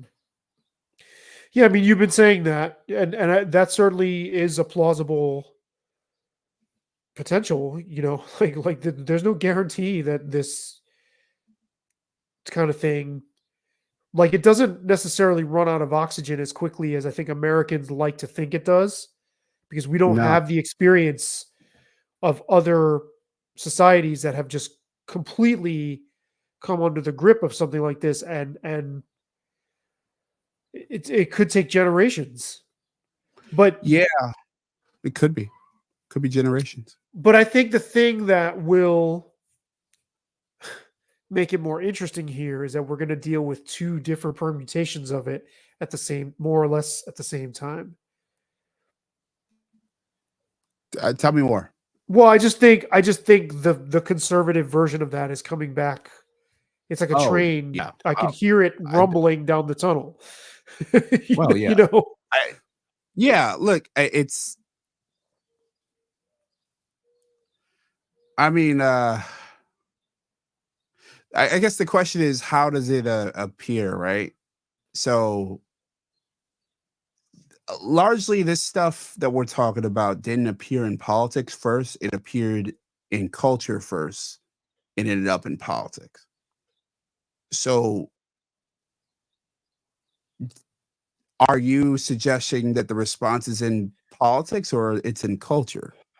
I think it's definitely in culture. I think so much of the podcast sphere was like they all made their grave, not all, but so many podcasters made their gravy opposing this until Israel came along, and then they started to sound like this lady, right? So it's like something like that can just immediately reshuffle the deck and basically expose everybody as snowflakes who Okay. don't want to hear what they don't want to hear. And if it's diffuse like that, if it's coming from multiple directions, like right now, we're at an interesting time, right? Because the last 10 years, institutions, the seats of power have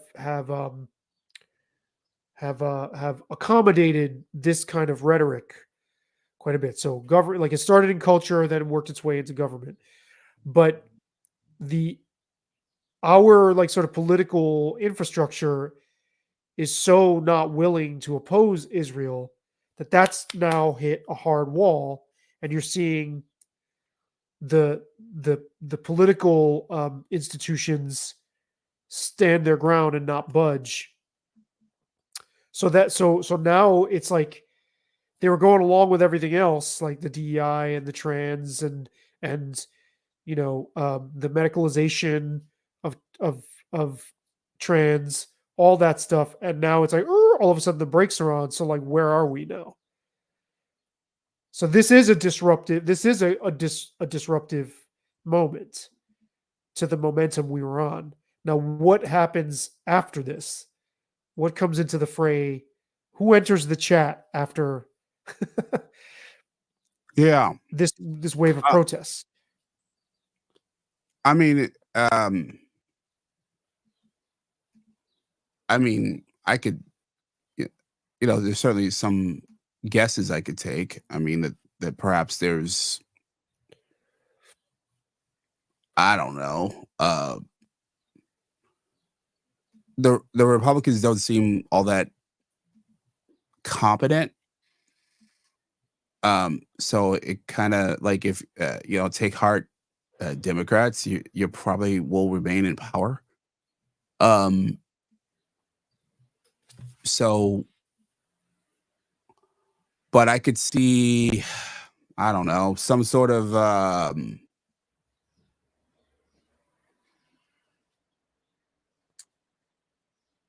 I thought for a moment it was Ron DeSantis. That kind of figure who was like not afraid to engage in this stuff. or But- engage against this stuff, and then he turned into somebody who wanted to like build his own version of it, or he exposed himself as. But I don't know if that's the right messenger. You know what I mean? Mhm. Who knows? Maybe it's another celebrity. That wouldn't be shocking. Honestly, you know, like I used to like really seriously think that like qualifications mattered for these kinds of for presidential roles and stuff, and for political roles, and I don't believe that anymore for lots of reasons. You look at, I mean, Barack Obama was barely, didn't have a very long political career at all. He was barely president in the Senate and kind of got the Senate job because of a scandal with Jerry Ryan's husband. Then you have Donald Trump, who had no political experience at all. Keep talking. Who had no political experience at all, and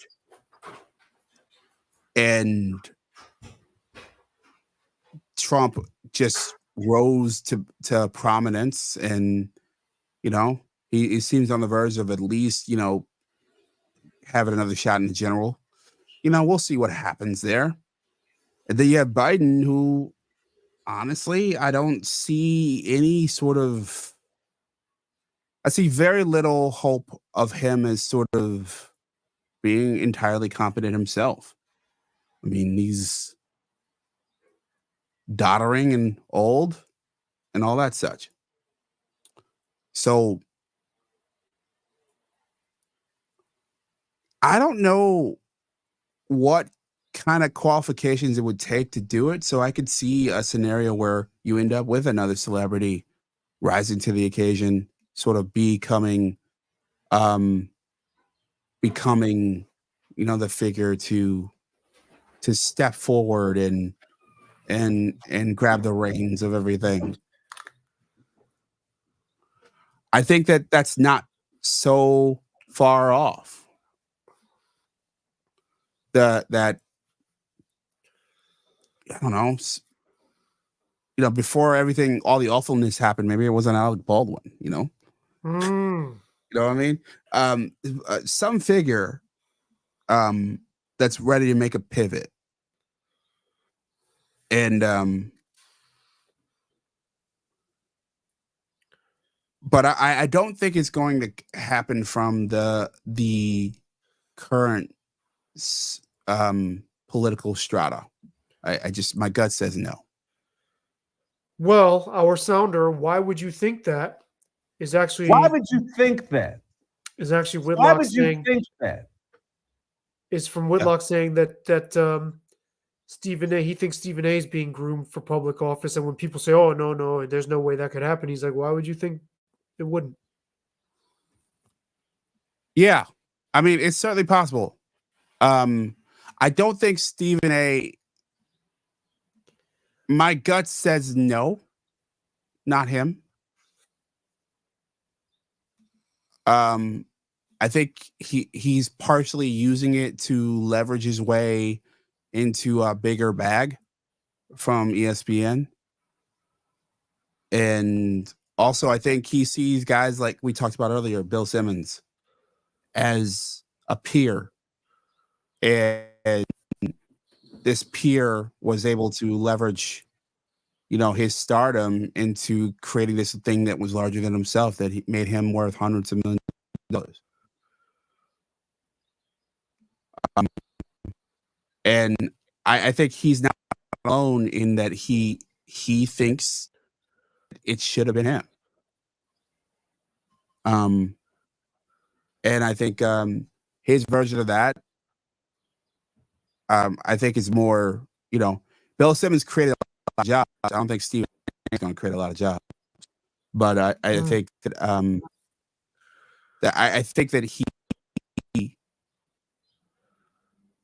um, he thinks that perhaps he can make himself a bigger figure.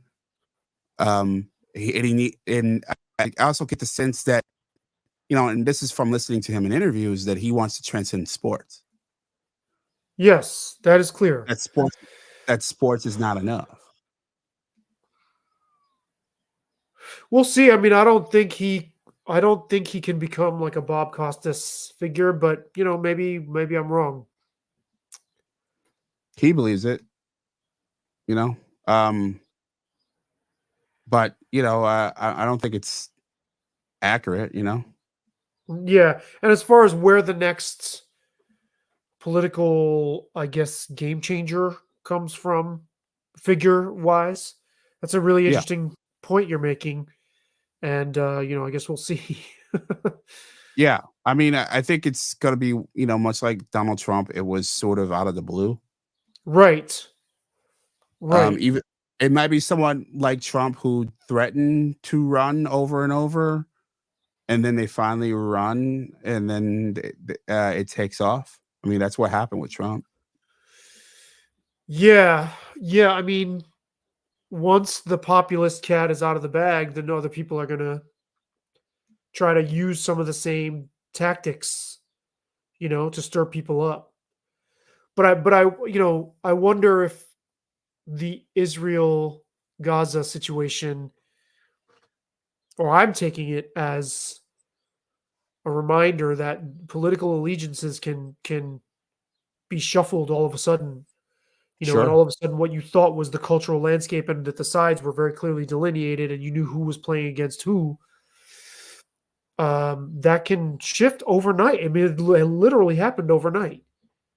Yeah, I think things definitely could shift again, and I would imagine that it will. We'll have some game changing events, and we can. Yeah, And we will be here calling the games yeah, for the Black Nord for the Black Nerd squad. yeah. On that note, Savvy, you done here? Yeah, yeah. It's been a pleasure. Yeah. This For one was me, at least. yeah. It's been a pleasure, certainly.